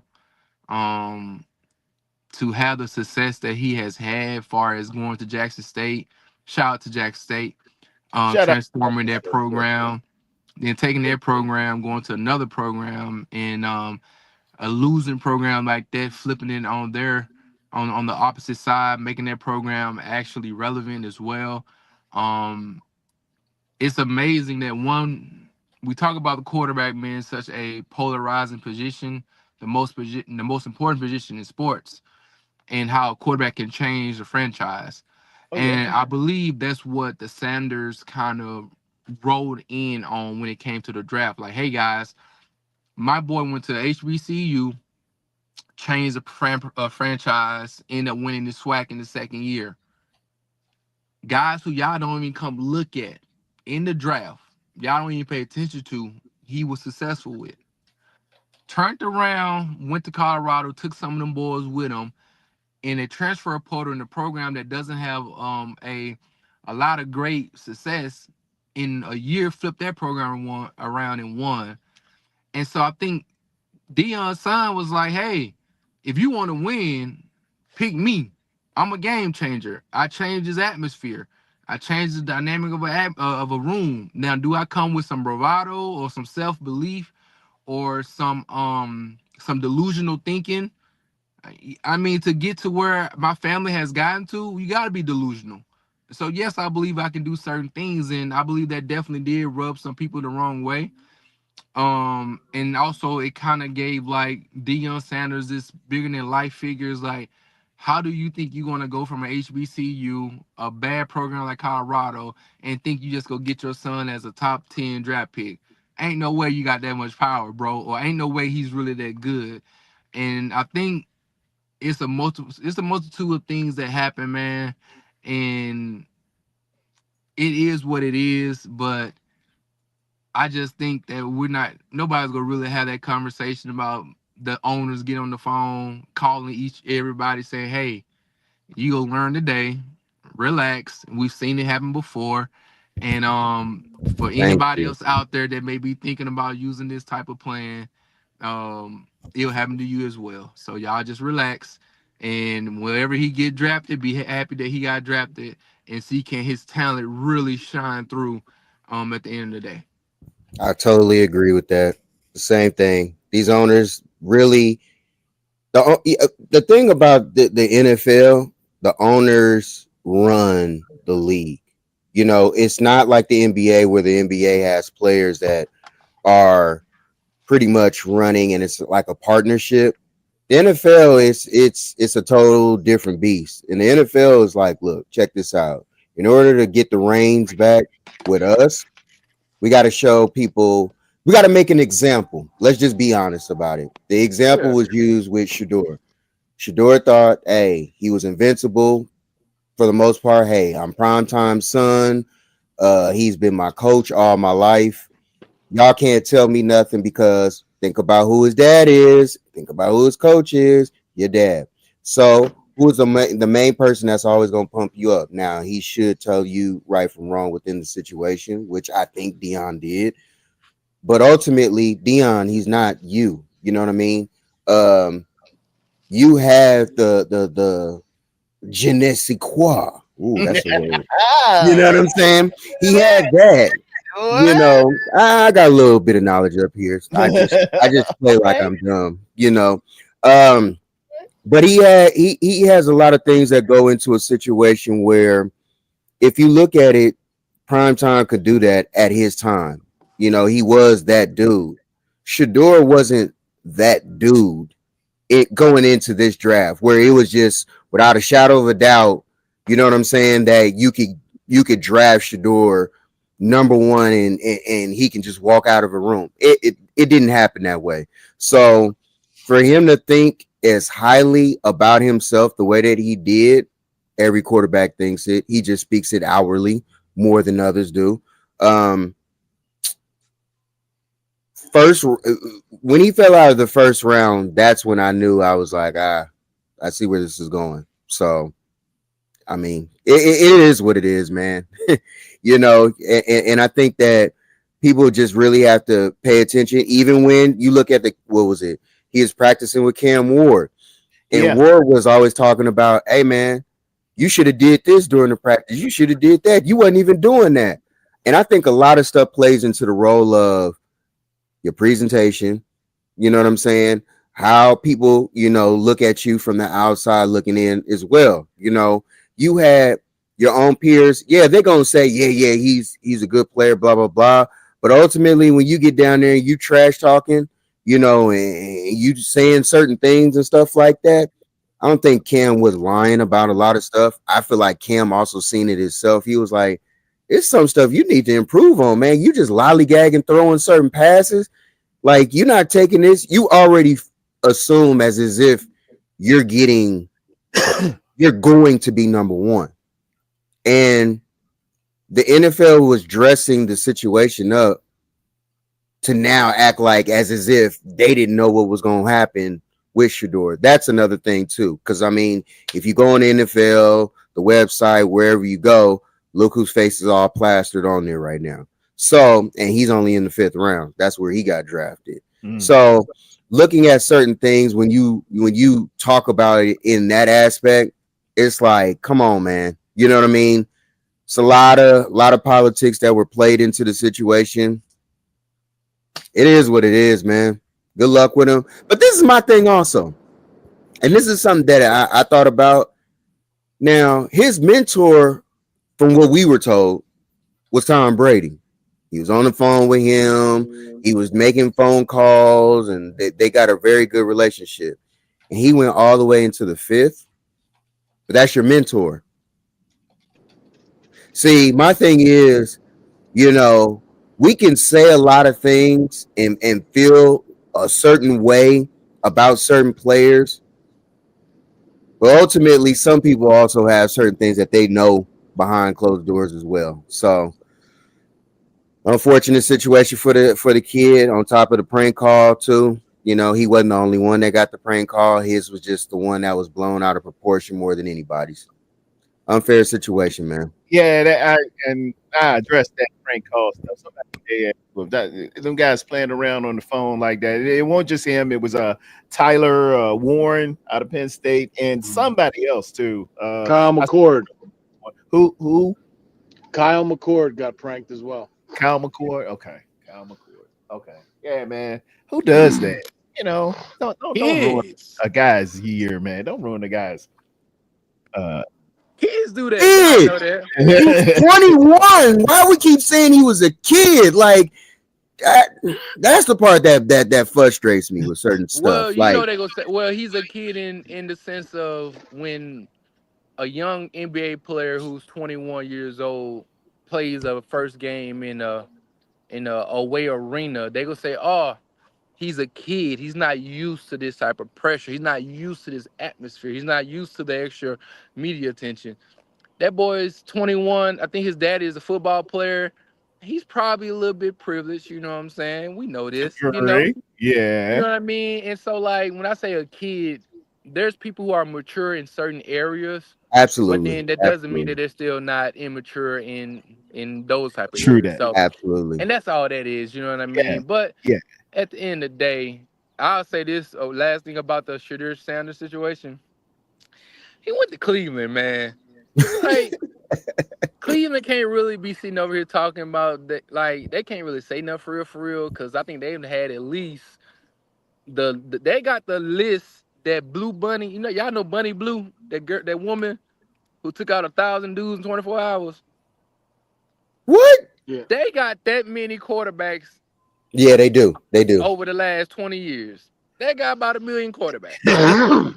Like they done went through so many quarterbacks, man. That's a And that's that a great reference. Hey, I'm gonna run to get my phone so I can put Ellison in, man. But while I'm out, y'all holler at Niner Empire DMV. Take it away. you know what I mean. Yeah. What's up? So What's that up with it, man? What's up, Sean? what's up, my What's guy? How up? you What's up, doing? Rob? What's up? I Yeah. mean, Shador went through what most people like Ross said. If you really look at his career, he's been always under his father.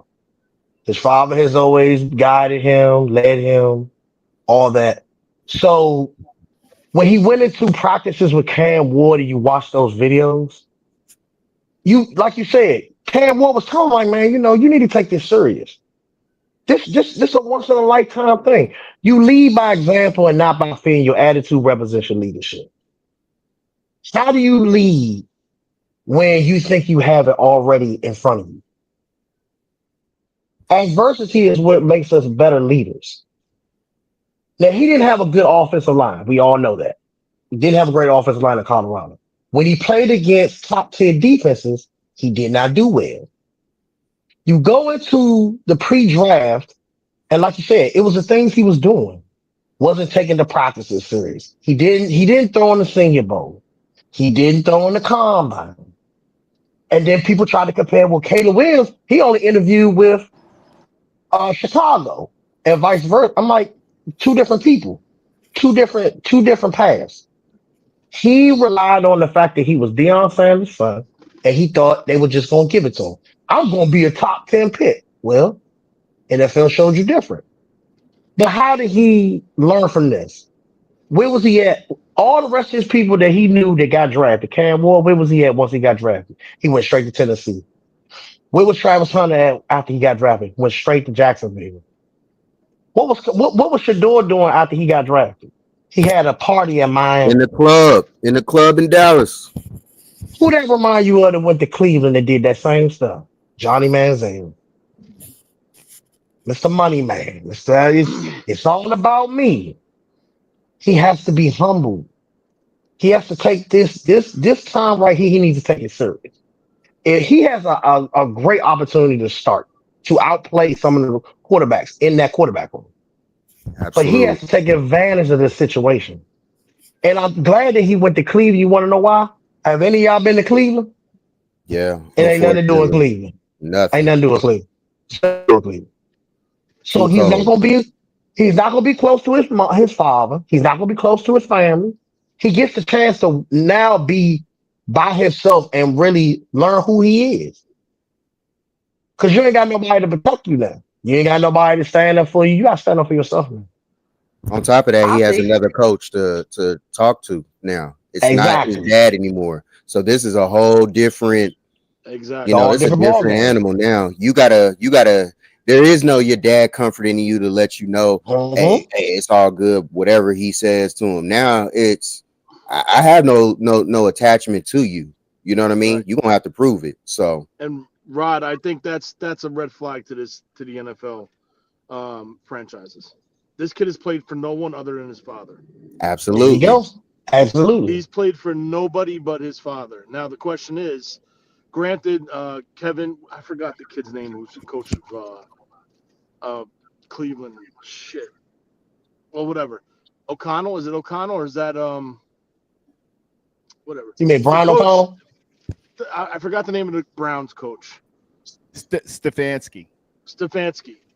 I don't Mm-hmm. see Stefanski as the guy to get in Shador's face and challenge him. So I don't think it's going to be I one of don't those. either. I But if agree. Me you either. had a true veteran where he's not taking shit and he'll rip you when you're wrong, this would have been an issue because then what's going to happen? Dion's going to overstep and Dion's going to get involved.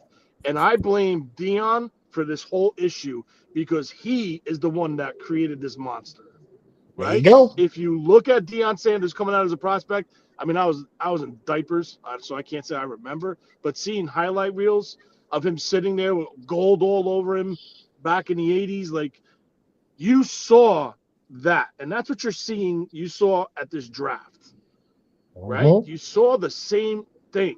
Now, granted, Dion was the guy. He was him. He was whatever you want to call him. He was the best at it. He was the best in that draft, probably. Okay. So when you have that, you could act like that. But I'm going to take it back to the '94 Super Bowl team with San Francisco on how leading up to the preparation for the Super Bowl, him and Jerry Rice almost got into a fist fight. Why? Yep. Because Dion wanted to show up in a Lamborghini and wanted to go out in town and Mm-hmm. party. And Jerry Rice got him in a room and said, listen, we don't do that shit here. We're all about preparation for this game. This is the biggest game of our lives, and we want to bring home #5. And that's what they did. What's And that I called, think, Tony? honestly, huh? What's that called? Doing it the 49 away. Yes, That 100%. we don't do no more. And a lot of teams, One they you gotta go hundred back to your percent. roots. Now, you want to talk about how this kid was brought up. It's sad that an outsider, a competitor to be the top pick, who was the top pick in the NFL draft, pointed out issues. Yo, why are you screwing around, bro? You got to work on this, this, this, this, this. Talk about And it. why wasn't his father doing that? Like, why Talk wasn't Dion about it. doing it? Because he was around a bunch of Right? yes people. Look at Jerry Cradle. Rice. Jerry Rice. Listen, I forgot his name. Is it not Sidney Rice? I forgot the kid's name. But Brendan his son Rice. came out and went to USC, right? Granted, he's not as talented as Jerry Rice, but the kid, phenomenal shape. You saw the work ethic. You saw him try and give it his all. Dion should have went with that approach. But you want to know why Dion didn't go with that approach? Because this approach is all Dion knows. And the reason why he only knows this is because Dion got the God-gifted talented to be the fastest man to probably ever step foot on the NFL gridiron and Tony, play at a high level. Tony, what's the Yes. other situation when it comes to the greats? The greats know how to get there. But when Correct. your son or your other, your children under you don't have the same tools that you have, it's hard to Correct. implement what you are gifted in. And You're 100%. But then this is where the father kicks in. Son, you want to be good, you're gonna have to work your ass because you don't have what daddy had. You don't have what these absolutely, top tier guys have. absolutely, You want to be good, you got to be good at what the X and O's, you got to be good at the processing, and your arm will get you through that with that if you work and know the ins and absolutely. outs of an NFL offense and an NFL defense. And I heard somebody say, oh, well, he was on the phone with Tom Brady. Why in God's name do you think he was on the phone with Tom Brady? Because of Deion Sanders. Not Yep. because of Shador, because of Deion Sanders. Yeah, that's the point. I That's mean, my matter of whole fact, reason why I asked that question of why was he your quote unquote mentor? And even your mentor looked at you and was like, for 5 rounds, that man said, nah, we good with Gino. I'm like, wow. We And matter of the fact, franchise, we'll let you know more than ever how good we exactly. are with Gino. We'll go and The sign him franchise a turned him month down. before. Exactly. We don't want you. That's just Mhm. as clear as day. Like, look, man. I know the kid. He can be something, and everybody knows Tom is always going to say the right thing or whatever the case may be.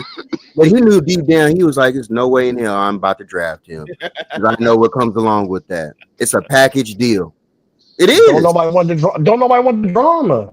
You don't want the drama of Dion. And my thing is, I believe in old school coaches like the Marty Schottenheimers, the Bill Parcells, Bill Belichick.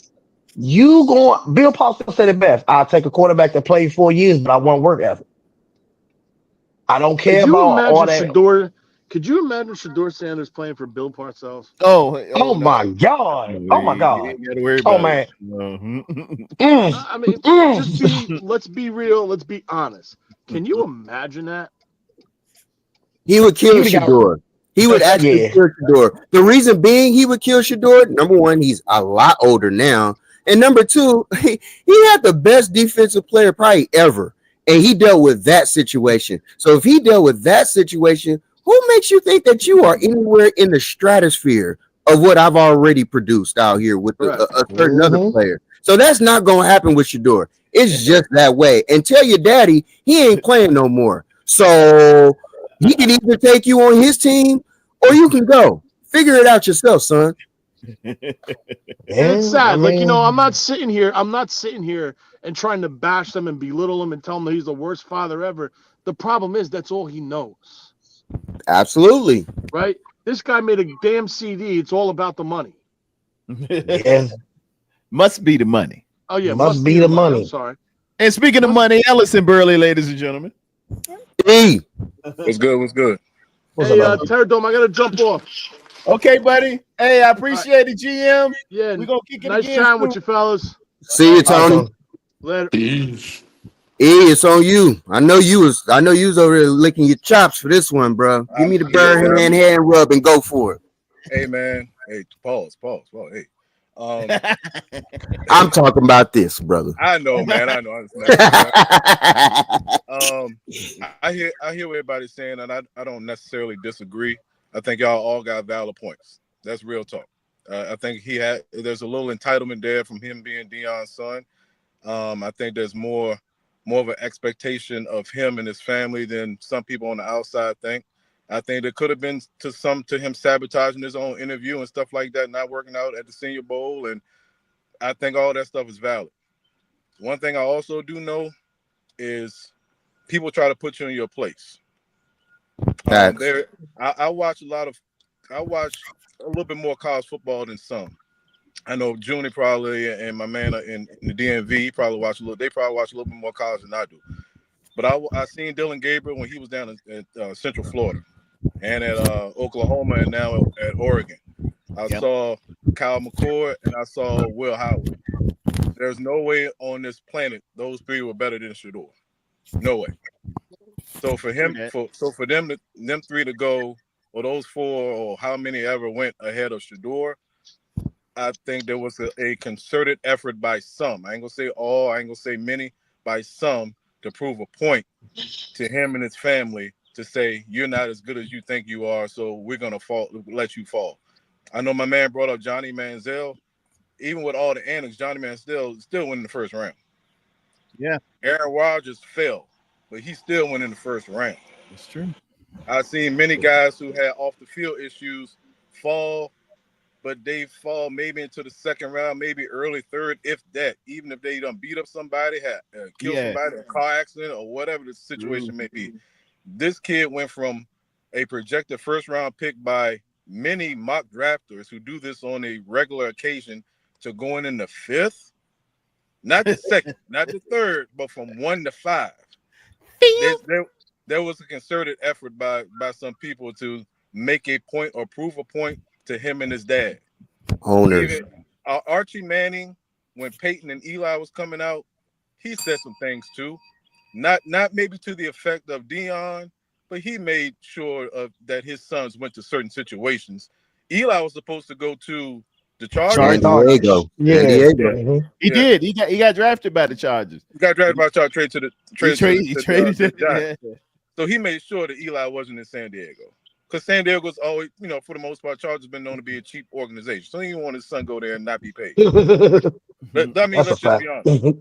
Yeah, And and as far as Peyton, they were threatening some with Peyton in the Colts at one point in time. I can't remember exactly what it was when him and Ryan Leaf came out that year, but they were threatening something with the Colts about staying another year at Tennessee or whatever the situation was. I can't remember, but it wasn't a smooth operation to say, yeah, we just go take Peyton. There was something to that as well. So to go from first to fifth, I think it was concerted effort by some. Did the kid have a terrible offensive line? Yeah. Was he a little bit brash and arrogant? Sure. But I've seen a couple guys who don't look like me, a little brash and arrogant, and they still somehow don't Josh fall Rosen. or have a They might have situation dropped like Shador. Baker Mayfield Baker, Josh Rosen. another one. So grabbing the crotch. I just don't understand now. Now all of a sudden he just botched the interview and it was a horrible interview. It's been plenty of guys, man, no matter the position, that botched the interview, had a horrible interview, but you cut on the tape and you still go take that ass in the first or second round. Period. So I hear when people say that. I heard my man say that. I now, all that being said by everybody, including myself, Cleveland is a good situation for him, honestly, football wise, because he will see the field this year. I think. Joe I think Flacco in front, and Dan Gabriel there. Dylan Gabriel, but Yeah, Dylan they Gabriel. signed Kenny Pickett too. Kenny Pickett is there too. They Kenny signed him Pickett. this offseason. So they So they got they really Deshaun. have, they really have 4 guys for 3 spots because they're not keeping 4 quarterbacks. Nah. And you got to So think remember, Watson not gonna play oh, this year. So IR. they got 5 quarterbacks, but really 4 quarterbacks for 3 spots. So who could be the odd man out? Mm-hmm. Kenny Pickett. I was thinking the same thing. Then when I said Word. that, I was thinking the same thing, my man. I was thinking Kenny Pickett also, but do you go into the season with a backup rookie quarterback? I was gonna say, or Gabriel. I mean, You could. if I'm not if saying they you're wrong because you could for sure. yeah, You if could. they It's playing possible. smart, if they playing, it's all on Shador.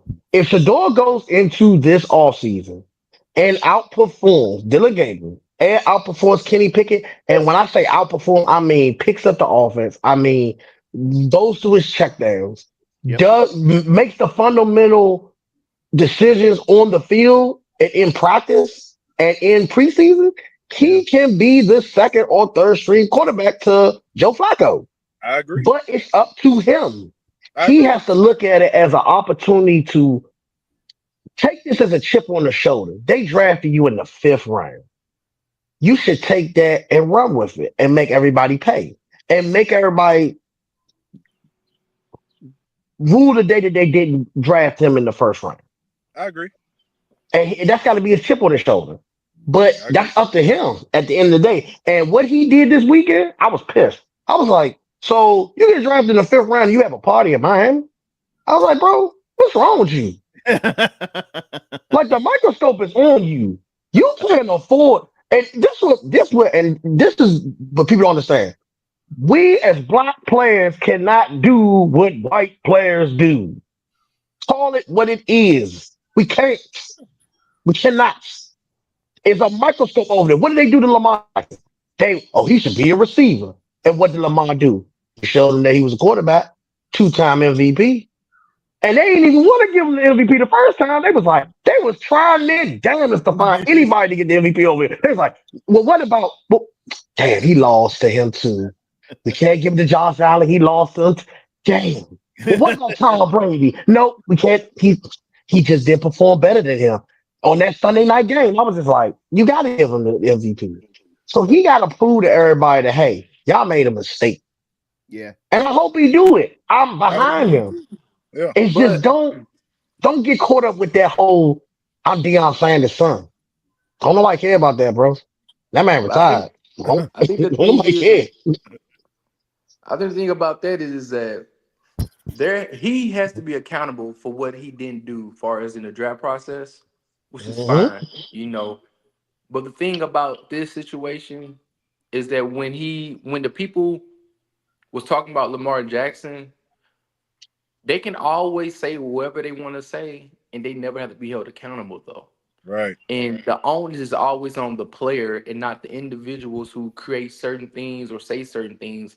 They don't have to worry about going back and saying, "Oh, I was wrong," or "Oh, what I said about this individual made them drop," or I didn't really speak about the football things that he actually did well enough. I only wanted to talk about this one thing because it got underneath my skin.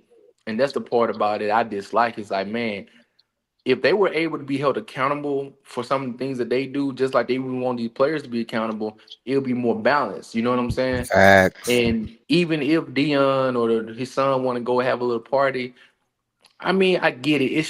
I mean, it's draft day, bro. Like they've been playing Madden their whole life. Like they've been Yeah. doing I'm fouling dynasty the leagues league. for since their existence. Like it's a real life experience. You only have this moment one time, and just because we have y'all remember back in the day, it wasn't no white players wearing chains and bedazzled shoes Iced and none out. of that Yeah. iced out. You know what I'm saying? But Yeah.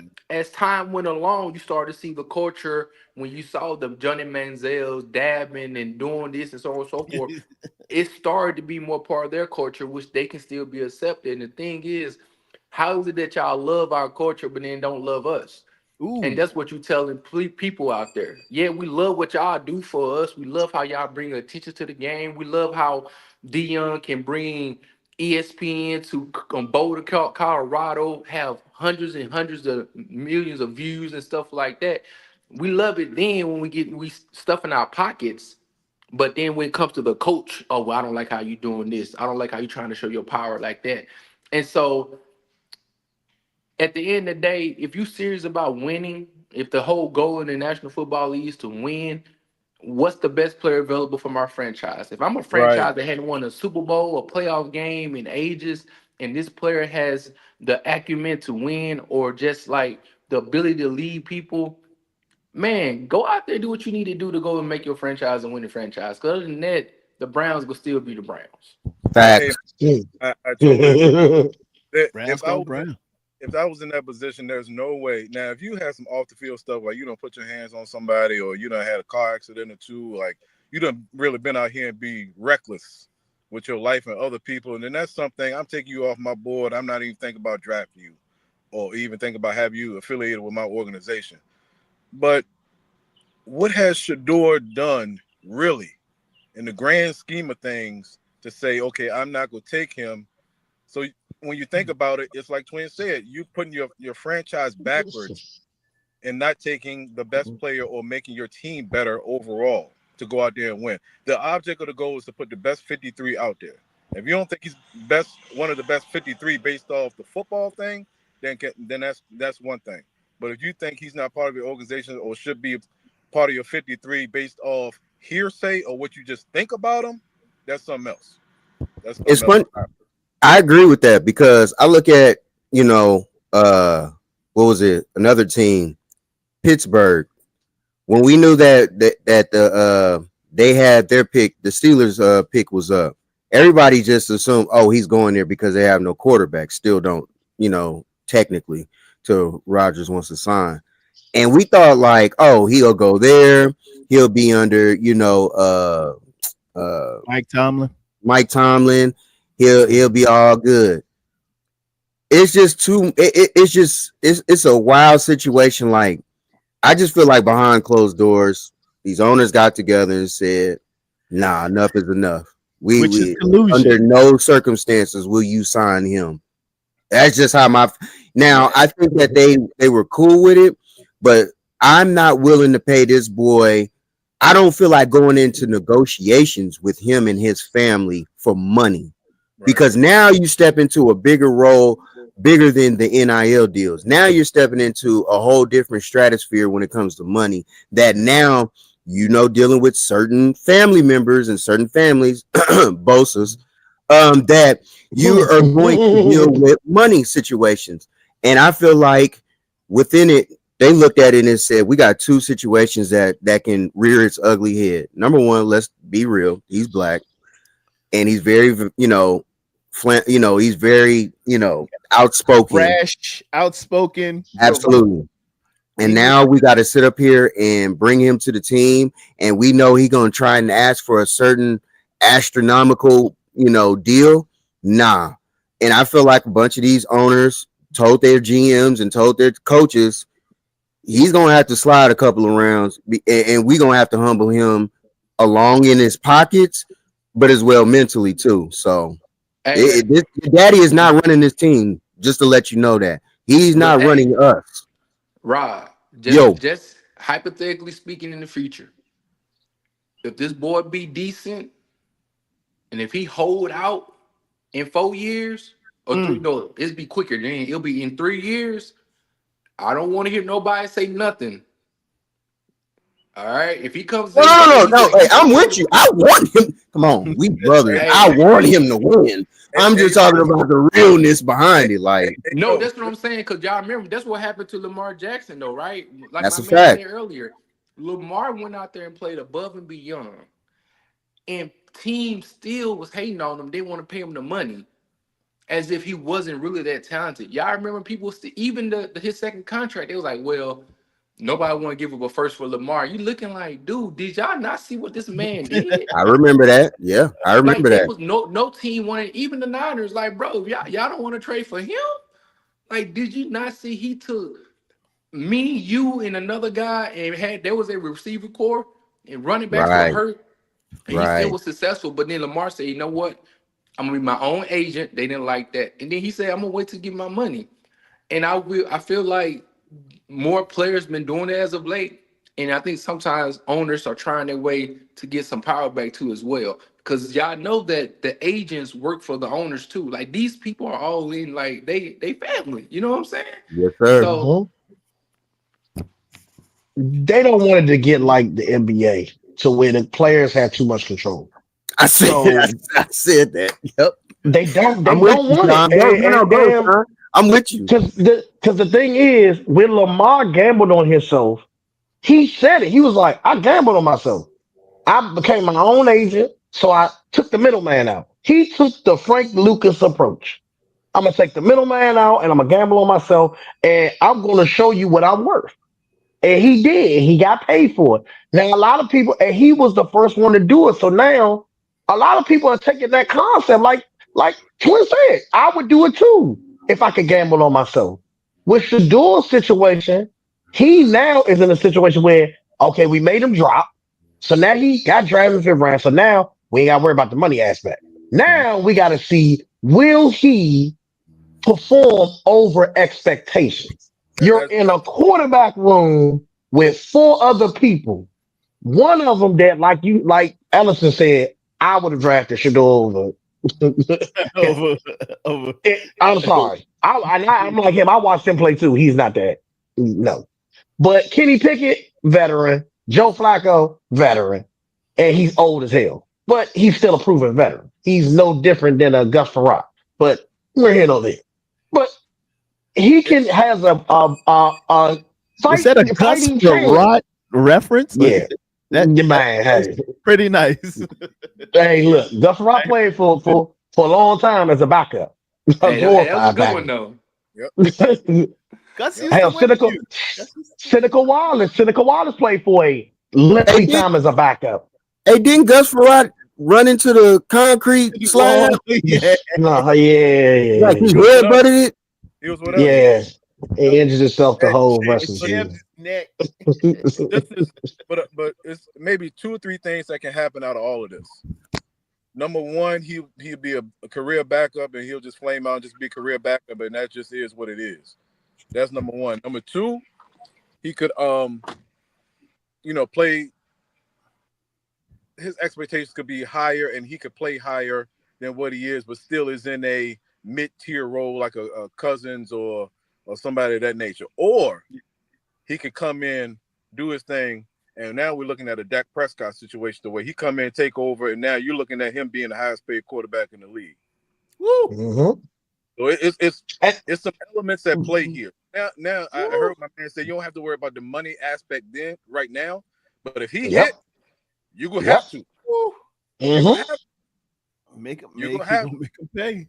you gonna make him pay. Literally make him pay. Pay. He don't And want to that's be a what we want him to do. This Right? whole everybody on this panel wants him to succeed. yes sir. We Absolutely. Absolutely. want him to get his money. Right. But Absolutely. we all need him to But give understand me my that money now. you have a chance to do it. It's Yeah. all on you. At He Yeah. was the end of the day, he you was A done control dirty your though. destiny. number He, and opportunity. he was done dirty though. He was done He Hmm. dirty. was. We can't He forget Oh yeah, that was. we either. know that. We He was done was. We can't dirty. deny that. We can't Yeah. deny that. Hey, No, yeah. It won't know no, this. we're not gonna deny. When the sitting president tweets out, "Hey, y'all got a little something wrong here," which Why didn't nobody I draft wouldn't Shador expect him to, Sanders? but this is the commander in chief saying Look this. look look at You all know these it's wrong. look at all these quarterbacks over time. Jimmy Clausen, Tim Tebow, Manziel, all them guys went at least in the first and second round. You mean tell me this kid go in the from first to fifth? Man, get out of here, man. The worst one was Josh Rosen. Josh Rosen, he made it a staple. If I get drafted Yeah. by the Browns, I'm not coming to the NFL. I said, Oh yeah. what? Yeah. Josh But Rosen. also, y'all, Trash. hey, We peep had him. game We had too. him for a hot minute, didn't it? Yeah, we did. Trash. But Yeah. also, Don't you know act how on it. people like to talk about like what type of program you was under, right? Dion Hall of Famer, Warren Sapp Hall of Famer. He had multiple coaches on his staff that was once NFL players, right? Yeah. So Mhm. we always talk about association breed similarities. So he was associated with coaches who played in the National Football League, who Yeah. was able to talk to him and mentor him when it comes to football, even in college.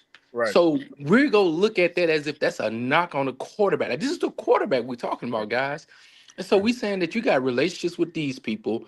You are under the tutelage where you're learning new offenses from the HBCU in Jackson State to Colorado to a whole so we seeing your ability to adapt to the program that you're in. Not only did you do that, you threw for 71 completion percentage, right? We knew your offensive That's line. it. So even having the bad as your offensive line was, or even sometimes where you may run back in the pocket and lead, escape the pocket pretty fast, you still was efficient. Those are And comeback qualities. wins. Comeback And wins are come back. very, You very got important. with pressure on you, you raise your game, and then the people around you raise their game. So what they call that the intangibles, right? Oh yeah. We all seen it. We saw those things like, dang, man, y'all getting y'all butt beat, but here come a fourth quarter drive, throw the ball, touchdown, go into overtime. Both quarterbacks get the opportunity, they score. Like, we seen these types of plays that he has made under pressure, under the lights of being Dion's son, under the lights of being, one of the highest paid NIL players. So all that is pressure. So you can also look at that as a GM or owner or a coach. Like, man, after all that pressure, look what he produced. He Right. didn't, because in the NFL, what's gonna happen? It's only gonna be mounted with more pressure. You're dealing with grown men. You're dealing with like more media coverage and so on and so forth. To me, those are things I think are attributes that I would want my quarterback to be able to have to lift my teammates up. You know what I'm saying? To be in Yeah. the position of everybody look at me, you like, okay, I'm used to this. You know what I mean? I thrive in these types of situations. And to see that and say, oh, fifth round, you like No But you Mel know, way. Kiper, every time I seen him over the but last 4 days, Mel Kiper like, listen here, guys. I just don't understand this. You see what I'm saying? Because I Yeah. believe he's looking at Oh man, those I different I things. I have to say, Mel Kiper said he's gonna be the next Joe Montana, or he reminds him of Joe Montana, I ain't which going. Stop. I ain't going So, that I so, far. so love. oh, I oh, oh, oh, Now we ain't oh, we ain't talking about now. We ain't doing all oh. that now. I'm just talking Oh no, about nah, just I in ain't Y'all going. wonder general. why I don't like Mel Kiper. love Mm. Well, I can't stand Mega. Who the hell is Mel Mel Kiper? Kiper. He Anyway, sits around. Mel But Kiper, and that's why they're picking. That's why they're picking again, and they're gonna be picking again because these people don't know anything about quarterback. but you know what? Everything Twin just said, he is absolutely right. But everything he just said, some people will use that as a negative. Absolutely. Yeah, yeah, it I, come Yeah, back on them. I, You know, that's they, I yeah, don't understand. because Anybody because when they that tried to never compare been, him to Cam, it was different. They tried to compare him to Cam, and I was like, "This Cam Ward and Shador are two different people." Way different. Cam Way Ward, different. I watched him. I'm a Hurricane fan. yeah, I watched how that boy was. yeah, yeah. That's why So I would look recuse at myself talking about Cam this Ward. That dude changed their stuff. Oh, man. that dude Since is he got it. he He different. He was different. He was different. And he's so humble. Look at how he was dressed. Plain suit, had a nice little chain, had an alumni pin, What's up? talk always about being a generational talent. He didn't care about being legendary. And that one video between him and Shador, I said, you shouldn't have said that, Shador, because he kept saying, man, I'm better than you. I said, you are not better than Cam Ward. You are not. Not. They play no, two different people. they're Two two different different. people. I I agree like with Way Cam too though. good. Cam I was like, Ward is no. more. Hey man, I'm hungry and I'm gonna show you I'm hungry. Shador Yep. is more. Shador is more got the ego and the brashness, but he know he good, but he still go out there and show you he good. And then you got somebody there to think they're good and tell you they're good, but can't do nothing. So Yeah. I think I think Shador is the second part, and I think Cam is that guy to go tell you, hey man, I'm hungry. I'm gonna show you I'm hungry, and I'm gonna pull you along with me while we doing this thing. But He's a commander. but just Yeah. because just because Shador does it a different way doesn't mean he's less of a player. That's what I'm saying. Yeah, hmm or less of a man, or Right, Less of a it's man. different. right, It's right, different. But right. Different. I just like Cam, man. I I do. understand. I understand, but there's no way on this planet, man. There's no well, it is a way because it happened. But to me, there's no way you can tell me there was 6 or 7 quarterbacks that should have been drafted before him. There Oh is no, no way. no. It was a straight None. insult when the Giants moved back up into the first round and picked a different quarterback. Who they go with? Jackson Dart, And I seen who's that kid. had a Now look, good but year. did not but Rob, did I not call that a month ago? You I did. called it. I Oh, oh, said oh, Jackson Dart. wait. I think I did too when it came to it, because you remember I had said the New York Giants don't draft what? That's what Remember I Black said that. quarterbacks. Yeah. I said that. I Yep. told y'all that. I was like, y'all got to remember the Giants do not draft black quarterbacks. And folks wanted to sit up here and tell me, oh, this is the first year it's going to happen. Almost convinced me like this might actually be Oh, the year. nope. I no, I no, knew no. Jackson Dart when The he threw Jets, in the the Jets combine. I could. knew it. Mm-mm. I knew they was gonna push him. I knew when Jackson Dart threw in the combine and he threw in the senior ball, I said they're gonna push this boy. And I kept Yeah. saying it reminds you of Deshaun Watson and Mahomes. And out of nowhere, Trubisky came out of nowhere. I was like, who the Oh man, hell is great reference. Trubisky? Great Bro, I was like reference. this. Because I was sitting there the whole time, I was like, I want Deshaun Watson or Mahomes. Everybody was like, well, this guy, Trubisky, he has a big arm. He's out of North Carolina. He's just so great. Like, oh my got God. the best. And then who the hell is Trubisky? He was terrible. It sounded like a snack that Sandy Duncan eats. It was just whack. It was just whack a how they whack pushed him. situation. It was like how I just knew they it. pushed him out of nowhere, and then all of a sudden, I was like, Deshaun Watson just won the national championship. Y'all pushing Trubisky over Deshaun Watson? Yes. Are you serious? Are you serious? For real. I was like, all right. And that Jackson Dart, I was like, here we go again. Here we go. I was like, He's got all the intangibles. Yeah, I miss Trubisky. But he doesn't leave. He never left Ole Miss until they had to tell him to leave at 10:30 because he likes to stay there all night. I'm like, okay, and I seen that kid play for the past couple of years. Now look, when you get to the next level, hey, things might change. You might get with the right coach, right situation, and you might end up being pretty good. I don't know. But for what I saw in college of that kid, I didn't see much. I didn't see it much either because y'all remember Jackson Dart started at USC. And when he was there at USC, I was like, wow. I didn't know that. Yep. Oh yeah, he was he was at USC first, and then he transferred to Ole Miss. So I already knew about him. Caleb Williams ran him out of town. Ran him out. Yeah, Okay. Yeah, he wasn't it. He just wasn't it. So I knew that then. But them Giants, there's nobody that's gonna ever tell me that they ain't a racist organization. But I don't care. I ain't trying to hear. You know what? But to Rod's point, right? I felt it too. I don't think them New York Giants will get a brother. Hey, but to Rod's point, he is absolutely right. I know people don't want to hear this outside the sports realm or in the sports realm, but there are some organizations that are not racist you in a certain position based off the way you look. Absolutely. Coming up in here like that, son. That's as simple as that. Yep. And I don't care what nobody say. And I when got Lamar, two in my division. I got two of them in my division. So you think which two it is? Oh, I know. That's We mentioned one, and there's another. Yeah, it's easy. I mean, when Lamar dressed up as Omar on that Sunday night game against Brady, that was when he solidified he was going to win the MVP. I said, they don't want to get that boy the MVP. Look how he dressed. He looked like Omar from the Wild. I was like, and he beat Tom Brady that night. I was like, it's bad. Omar coming. Yep. That's exactly how it is. All of y'all that don't watch The Wire, you will get an education. Will you? If you live in the DMV, you knew about The Wire. Watch The Wire. You knew that Wire. I know it. But I agree. I agree with my man up there. I think we all rooting for Shador. We want him to do well. Oh yeah, And there was some things he probably could have done better on his end. I think that's a little overblown. When they bring up some of the interview stuff, I think some of that stuff is a little bit of an excuse, but some of that stuff is valid. But from to going to projected first to fifth, it was straight effort by some. You gotta play the game, E.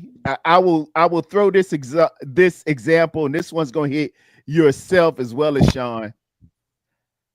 Remember how Allen Iverson was when he got drafted. Yep. Remember the suit he wore? Right. Remember the low cut? Choir boy. Get in there, do your thing, and then finally you can just you can be yourself. You can be yourself. Want to be. I understand that. I understand that. I hear you, and it is true. I can't knock it, but it shouldn't be. You gotta play the game. You gotta play the game. But that's just what it is. It shouldn't be that way, though. It shouldn't be. It shouldn't. You should just be yourself, son. But no. I mean, and I'm as a military man. I ain't never lost my blackness, but the game was to be a soldier and a professional and be better at it than everybody else. I could do that. I could take the orders and everything, but when I take this uniform off and come on outside and y'all see the real beast unleash, you gonna know what's up. And remember who Al Iverson had as his coach? John Thompson The didn't great play. John Thompson. Speaking You of which, I think there's a special coming out. Ellison, when is that dropping? It's the maybe tonight. John Thompson on either Netflix or something like that. I'll get that to y'all as well. The Godfather of Harlem on MGM. If y'all ain't on The Godfather of Harlem, please check out Forrest Whitaker as and that's gonna Funky be this Johnson. season gonna be It is good because dope. they introduced Frank Lucas in this season. Yes. That was the second episode. The third episode, I'm not gonna tell y'all who, but uh an important figure that has affected and hit all of our lives. His mother was introduced. This is a great series, man. Check out The Okay. Godfather of Harlem. Gotta see Mhm. that. Hey, I watched G20 Yeah, last night. I don't know if y'all seen Oh, that movie. what'd you think of that was that? good. That was I It good. was told good. It was pretty everybody good. out there. They It did was a pretty good. the storyline, the movement, Yeah, everything was so good in that, man. it Shout was out to pretty good. Viola Davis and the great Anthony Anderson and Hey, Marsha Martin. hold on. Hey, man, we gotta stop putting Viola Davis in certain movies to make her dress up and everything. Like, we gotta stop this, man. What's And what's I up with liked her. I Viola, liked her in man? the Woman King, Rob. Bro, the Woman And King, she that's was what a badass. you see that? Oh I'm man, glad you brought and that movie up. That is a perfect idea. See, she's got that face for slave movies, woman king movies, those type of movies. The president with that? Nah, man. Y'all, I mean, she's a Hey, very hey, beautiful woman, but hey, she's Hugh. a like a. whoa, Hey, Hugh. whoa, Hey, whoa, hey, this, whoa. hey, Hugh. This the part right here where you say the thoughts and views expressed by the Rod Capp. comments expressed by Rod Cali do not reflect Is those of Terror Dome and the Yes, all network. mine. All mine. All mine. I take full responsibility. I stand on what I say. I don't care. I'm sorry, but she just looked like, the woman that has been done dirty too many times. She could have played like the new version of like Losing Isaiah. I would have been cool with that. You know what I mean? Like movies like Ah, that. Uh, uh, uh. yo, She could have played the Dang. woman in she could have played Holly Berry in Black and White. What's the movie? Uh what's the movie with Spike? I'll Uh figure you out. Jungle Fever. She could have played Jungle the chick in Fever. Jungle Fever. You know what I mean? Oh my Like god. certain stuff like that. Viola Davis is just not no, not me. The comments expressed by Rod Cali do not All necessarily Rod reflect Callie. those. All Rod Callie. Yes, I me. mean, so you didn't like it when she was in How to Get Away with Murder, I huh? did. I did. She was cool. But you remember like them nights when she was sitting in the room and she didn't have no makeup on? And I was And like, took the she wig could have off. been And took the wig the off. Precious. I would have been straight with that. Like, she can play them roles. And I would be like, Ladies and gentlemen, woo. You know what I mean? And we that just shows she has range. She has range. Right, right. She got range. I am Terror Dome. I want to thank Absolutely. all my wonderful guests and the Golden Dome that came on. Remember, George Kittle got $76 million, 40 million guaranteed. We're looking to sign more ball players. We had a very good draft. Join me again Oh, Tuesday. I will be on Look, with look, Wolfie look. It's a woman that says, Tanisha. Tanisha even agrees with me, man. Like, y'all gotta be real, bring man. that up. I Y'all will gotta be real. Come on, man. Come on, man. Y'all be cool. back on noon on Thursday with Wolfie. We'll be discussing the topics of the day. Hopefully, the Lakers don't get blown off the field in a gentleman's sweep. And you we'll saw be. what Andy Will. I want to You thank. saw what Andy said, man. You saw what that boy said in starting five. He said, "I don't look up to nobody, and I don't look up to LeBron either." I said, "Uh-oh." He want Michael all the Jordan's smoke. son coming. Michael Jordan's son coming after that man. He He's want all coming the after smoke. that. Don't he look? Hey, ain't that? uh, We'll talk, Sean. We'll talk. Yo, It's a lot of similarities there. is it, man? The way he was playing LeBron the other night, I was like. This mofo is going after this man like he got MJ in him. Can I And just then when he said, "That's a tech," that's a tech. can we be I real? think Can no we boy, be I think real? he's gonna call him a bitch at one point because I was just like, God damn, he Can we get a be little real? too damn physical. Bull, young bull, what's up? Lakers, the Wolves just exposed what has been seen all year. The size, uh, we don't have a true big man. We ain't got the big. Um, What That's a else? fact. not only What that, what but they're what not else? letting Jack. Not only that, but you only play Jackson Hayes for 5 minutes. What You know what I else? mean? And What that's else? what, huh? What I know you else? ain't gonna get on my boy AR-15. They don't Uh, play enough. They that don't Uh-uh. that play. that ain't it. They don't That ain't play What the it. else? young guys What That enough. ain't else? it. That ain't What it. else? What When you else? sit up there and you burn out your players, you playing them the entire game. That ain't That why is they the lost. worst. That is the worst way. You're not even considering your bench at What all. That ain't else? why they And then lost on though. top of that, What else? you got uh you got a Luca. 42. Oh, now he's 40. You got a 40-year-old man playing the game. What else? What else? There's something else Luca's you ain't bringing up. defense. That's There we a go. blaring beat. That's been there. That was there since he been in the league. We knew he didn't play defense. Yeah, I think the mere fact of I was how not bad expecting the glove. I was expecting at least a hand warmer. they're not, they're just as physical with us, and we have no answer for Julius Randle. None. None. No, he Yeah, not we None. like do. he Man, not You you can like. got have Vando you can who can have give Chris y'all assist Paul, fouls. Cliff Paul, Logan Paul, Paul. Lakers going home. Facts. We going home. If it's not tomorrow, Oh, it'll be Friday.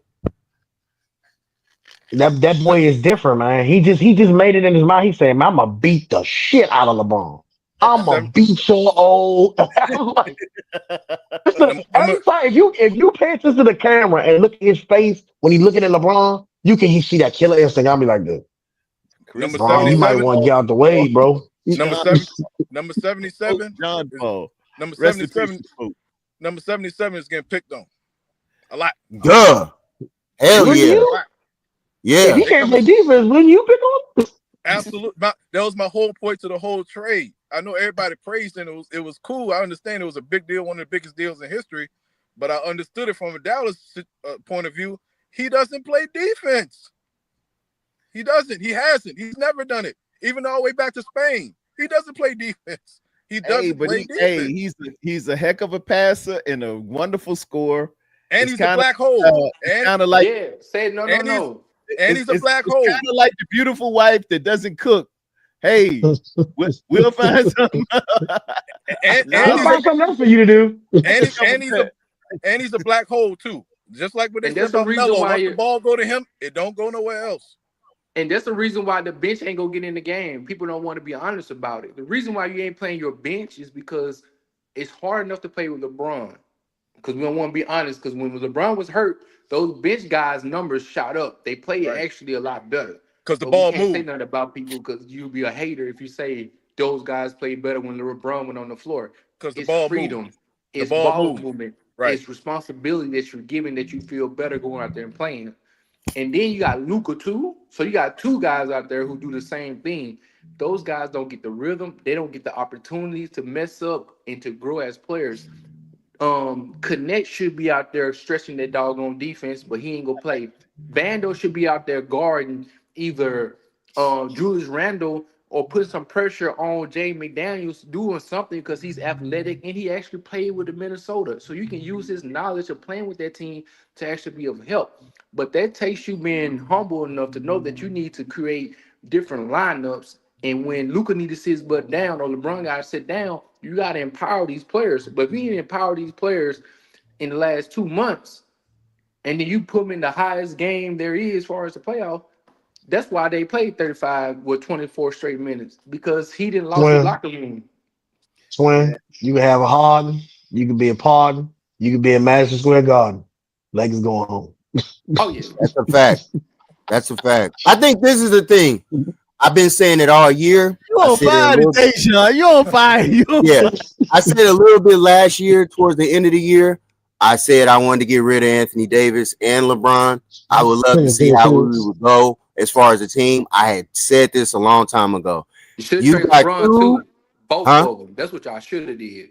You I should have said traded this. LeBron and No, no, kept no. Anthony I'm with you, Davis. If you Clint. ask me, I said this. I said, you guys, we need to rebuild. I've been asking for a rebuild for arguably 2 seasons. I have been tired of it. I get the whole y'all want LeBron to retire as a Laker. We'll be the last team to ever have him. Let that shit go, man. I am tired of seeing this. Like, y'all are not, it's not, we're not going to win. I said this. We're not going to win. I thought, if anything, I honestly thought we'll get past Minnesota and then we'll lose in the second round and we'll get blown out. And that would have been it. And now it's the first round, and I'm like, oh, even that much more faster. Cool. And I hope it's bad. I hope it's bad enough that LeBron wants to retire. I really want that to happen. Really want that to happen. Like, I'm so tired of having him here because nobody, I feel like, and this is just my opinion, we have the opportunity to get a Giannis next year. But you don't want that either. Huh? You don't want that either. I'll take Giannis over LeBron right now. He can't shoot either. He can play defense for me. LeBron ain't playing defense, and Luka ain't playing defense. I got both of them who ain't playing defense. At least one of them will give me something. And he can score on the other end. He ain't scared to hit. He ain't scared to back down and get hit in there. So who knows? But I'll take him over LeBron right now. LeBron to me is just, bro, I'm so sick of seeing him, man. Like, dog, will you retire? Hey, how did you feel about when he was on the floor and he peeked under his eyelid? Same old bull. I mean, it's entertainment. It's like, man, wow, see, y'all ain't we gonna gonna tell me flop. that man better than Jordan, man. We gonna flop. Man, Who? LeBron James, bro. It's Nah. just as a hooper. If I'm hooping with you and you do some wild stuff like that, and you talented, it ain't like you slow or that you can't play. It's like, bro, you can actually play, and you doing that extra stuff, bro. I'm like, man. I agree with you. I'm But glad that's a whole nother statement. I'm just wanted to say. Just tired of it, man. Can we just regroup, be done with it, and go, man? Because this fiasco is over with. You got your son in the league. Cool, great. I don't care. Trade him to another team, bro. Please get off my time. Like, I'm tired of that dude. White side, back side, sunny side, Lakers in the hole. Lakers out in 5. Hey, Rod, you got to remember, man. They still trying to sell tickets too, so they ain't gonna push that man out the door. We gonna sell the tickets regardless. We were selling tickets when he wasn't there. I don't know. Make it a lot easier though, Rod. Yeah, I mean, I get the quota portion of it. I get what he profits and what he brings in, because people want to see what he can do. But as a pure ball player, bro, you're done. You are done. And he can convince himself with all this. I'm, more in shape than half of the. That's great. That's fine. But you still ain't old LeBron. So being half of that don't help for nothing. Training, praying, and eating my vitamins in the cryogenic machine. That's good. You're in shape for being 40. Beautiful, great. And you still can hoop better than a lot of players. I give you that. But I watched him on defense. This man he had 2 turnovers in a row. And I watched that man walk up the court after he did the turnovers. I said right then and there, yep, this is it. And if you ever notice, look at his body language anytime him and Luka. They really don't have no chemistry like that. It's not good. It's just not. It's not good at all. Talent will never beat chemistry. I'm sorry. I shouldn't say never, but you got to think about it though, man. They really the same player. They are. Yeah. I agree. Yeah. I noticed when they first started, I was he passed too. Luka's the better scorer and shooter, but other than that, they do the same thing. They both good passers. They rebound a little bit. None of them play defense. They the same guy. One's just faster than the other. That's it. And it is not about miles. It's just not even. Now it is. It's just sad to see, and then You get a big man. You got Jackson Hayes in there, and you only give him 5 minutes, but you got Rudy Gobert in there doing whatever he wants to do. Rudy Gobert. Size eventually will take back over this league. Y'all Hey can yo, keep man, playing and thinking It's that. cyclical. It's cyclical. It comes it's back so around. it's so bad, man. Today when they know they have a switch and they got Rudy Gobert on Luca, Minnesota is comfortable with that. That should tell you something right there. Exactly. Exactly. I saw that And too, and I'm like, I would let Luca get going, let him do his thing. It's the other players I would get nervous about. You know what I mean? Because once they're out of rhythm, hell, Rui had a good game. Reeves I was think Rui should outside be of featured. In my absolute. I feel opinion, the same in way. my They just humble don't opinion, utilize him if enough. you give Rui 18 shots a game with his size, his ability, his athleticism, he would be a problem because he can go inside, mid range, and he can shoot the three ball. But I think he Absolutely. just doesn't get the opportunity to get up shots to Nah, be like the player that he needs to be to help nah. out the Lakers. But I don't I care disagree. though, man. I disagree. Rui ain't that good. Rui is okay. Rui is a He role. Rui he is a okay. lot. I ain't he for that team. He can be a lot better than what he's out there to do. I know that much. I He don't plays a see. lot better in the playoffs than he does during the regular season. Exactly, because He last year in turned the it on. playoffs, whenever he had opportunity last year in the playoffs against the He's Memphis and Yeah, Denver, yeah, given the chance, he yeah. balled. He he's a, balled. he's a solid role player, Ellison. Role He is. player, He's, absolutely. Yeah, he's a but role player. but He but he can step it up. He's one of those that will step it up and give you what he's got when it's time. he, It's he, other he role players that you know instinctively they when they go on the road. Oh, don't even worry about it. You know, just go ahead and stay on the bench. yeah, he's definitely a role player. There's no doubt about that. I just think, to me, I think he's a little bit more inconsistent than what he should be. Even with the That's opportunity, a product of the offense, though. Like it when you could got to it, play with it could be. LeBron James and Luca, It could be. you It can't could be. never get established rhythm because of Yeah, how much they yeah, are you got black to get it holes. off the rim. You That's a got to And get fact. it you off and the you rim. got to play defense and cover for And them. Austin Reeves, that AR-15 is really who they're gonna try to feature to be their outside shooter. So you're gonna You have to know get what's bad? You know what's bad in this playoffs? You got Hey, fellas, I got dip. hey, be all right, easy, E. E. Listen, I'm gonna holler back, man. I be Thanks for having me.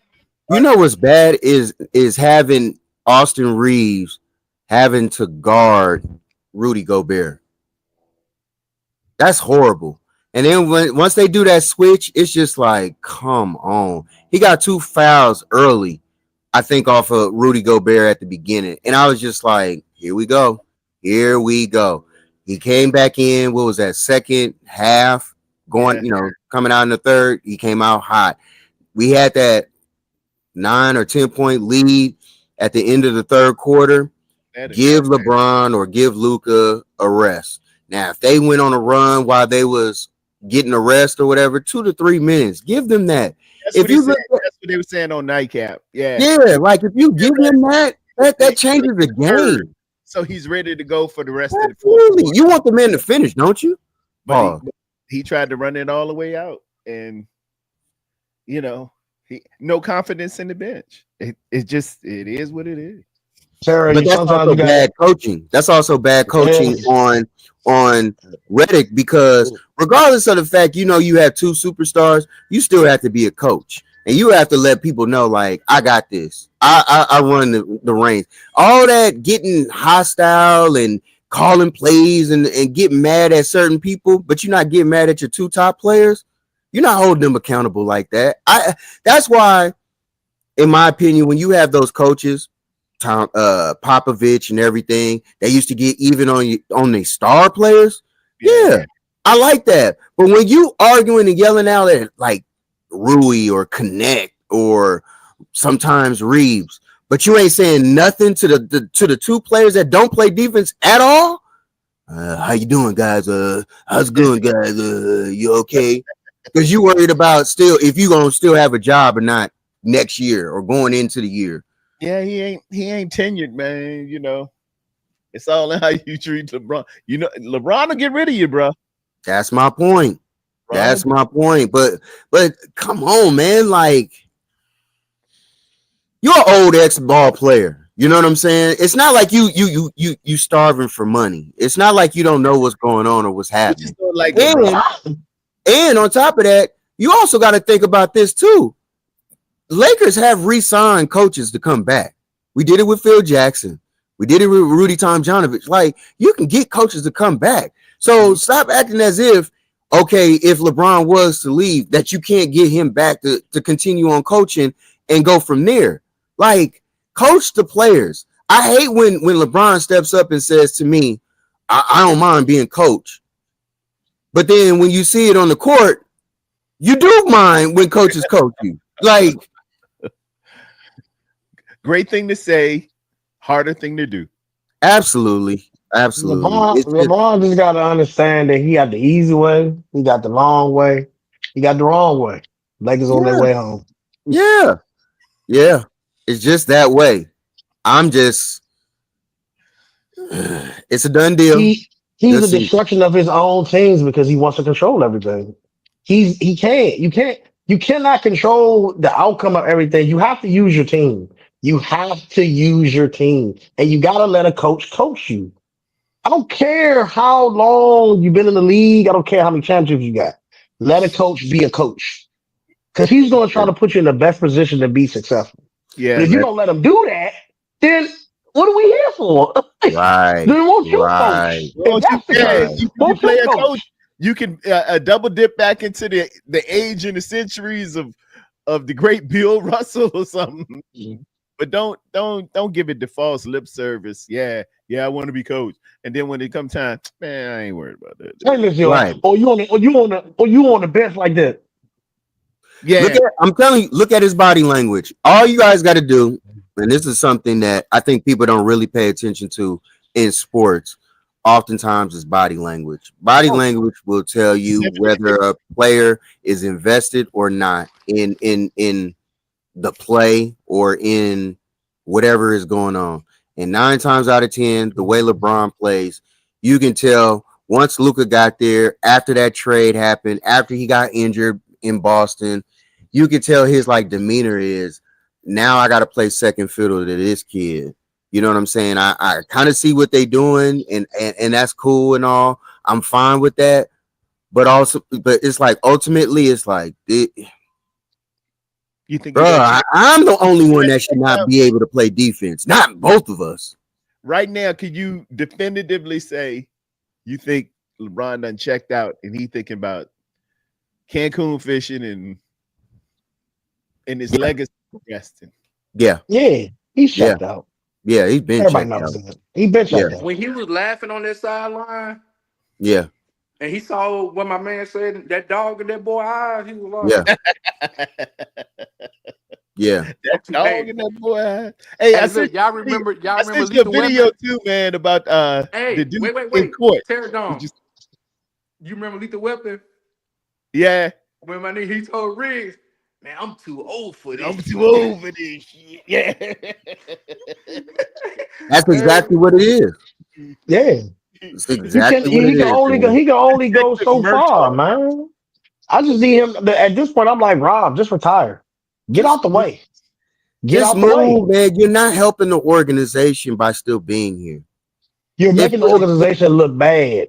if if your organization is this is my thing, and I really wish organization. I wish you could be transparent and you can have the even the almost like the Twitter or the X version of behind closed doors with teams and organizations, and Yeah. stop lying to fans by telling them we're all about winning. I hate that. I hate that with a passion because it's really not about that. It's more about more money that you get in because having LeBron there, yes, you will keep the seats filled. I get all that, but the Lakers are the Lakers. We was great before you. We will be great after you. Like That's true. you've brought one championship. Thank you. That we appreciate your service. In the bubble. Kobe brought us 5. You The know, bubble. Magic brought us 4. You know, like it's certain things that have just the last No, team Magic to got three. five. Got five. Magic got five. Excuse me. The last team to three-peat was the Lakers. Like it's a bunch of history that we had before LeBron was here. Like Yeah. I move on, man. Move on. Thank you, man. I So appreciate you. But move in on, other man. words, this is not Cleveland. It's not. It's not. We They didn't have playing pretty 16. well, by the way, too. We Don't didn't say have 15 Cleveland. Say the championships land. before you got It's there. not the land. It ain't. It's it's just tiring seeing him running up and down the court and people really just, oh man, he still got it. He still got it. And I'm like, We the don't. man went scoreless in the fourth quarter. But y'all talking about he still got it. Like, just knock it off, He man. was tired, He's right? And you said it was a strategic mistake because we should have rested him up probably I'd say 3 minutes into the third to make sure he gets those 3 minutes, those 3 or 4 pivotal minutes. So at least he can have some juice going towards the end. But You when was up all the way 10 through, at the end of the quarter. You shouldn't have played him to start the fourth. But yeah, also, so. yeah, that would have hey, been good too. Did but you ever think look, that maybe the coach is doing that purposely? He's trying to force him out so he can actually coach the way he want to coach. That he Wow, don't want to win this series. You can't play that, but you playing a dangerous game I when you know. have the quote unquote the star of the sport. You know what I Here, mean? face, The the face of face the of yeah, the the face of the sport on your team. That's hard to do because they'll still criticize you. This is LA. They're gonna criticize you regardless. no doubt. Bad team, good team, they're gonna what's his name? Frank. The one that won the bubble ring. That they gave that man the next year, Frank and he was Vogel. on his way. Yeah, yeah, he He gone. was on his way out. Frank Vogel. He was on his way out. You know what I'm saying? So come on, man. They don't care about names like that. Either you win or you don't. Mike Brown I think he's a good coach. Bye. You know what I'm saying? You know, Rudy Tomjanovich won 2 rings with Houston. I agree. He didn't have the greatest team around him. Bye. You know, it's certain things you just, hey, look here, man. Either you're going to make it happen or you're not. And you better make it happen quick because this is a microwave league. They ain't playing that stove no more. We ain't giving you time to simmer, letting it all marinate in it. No. It's going to be warm on the outside, but we cold inside, baby. I don't care what you got going on. You got to go. So they not the 49ers and trust the process. That's something I never understand. Trust the process. What process are we trusting? No, not just And that. the main Hey, quarterback, they fired him. So the best one is he has high energy. I love that one. I still don't know what that means to have high energy. I still don't get it. John Lynch says it all the time. I just be looking at him like, Who you're an has high idiot. energy? I don't know. he said he always John, he he always says that. Every player that get drafted, he has that high energy. Solomon Thomas, he had high energy. Really? He had high energy. He had high energy. Reuben Foster, he had high energy. oh, he had too high energy, yeah. Yeah, his energy was off the field. For the His extra, energy was Moody, off the field. It wasn't on the Moody, field. he, he, and was he had high energy. but seemingly always in the wrong place. Man, Everybody got high let energy. me go ahead and lay it down, guys. It's been 2 hours and 48 minutes for me. But for you guys, we gave them 2 hours of greatness.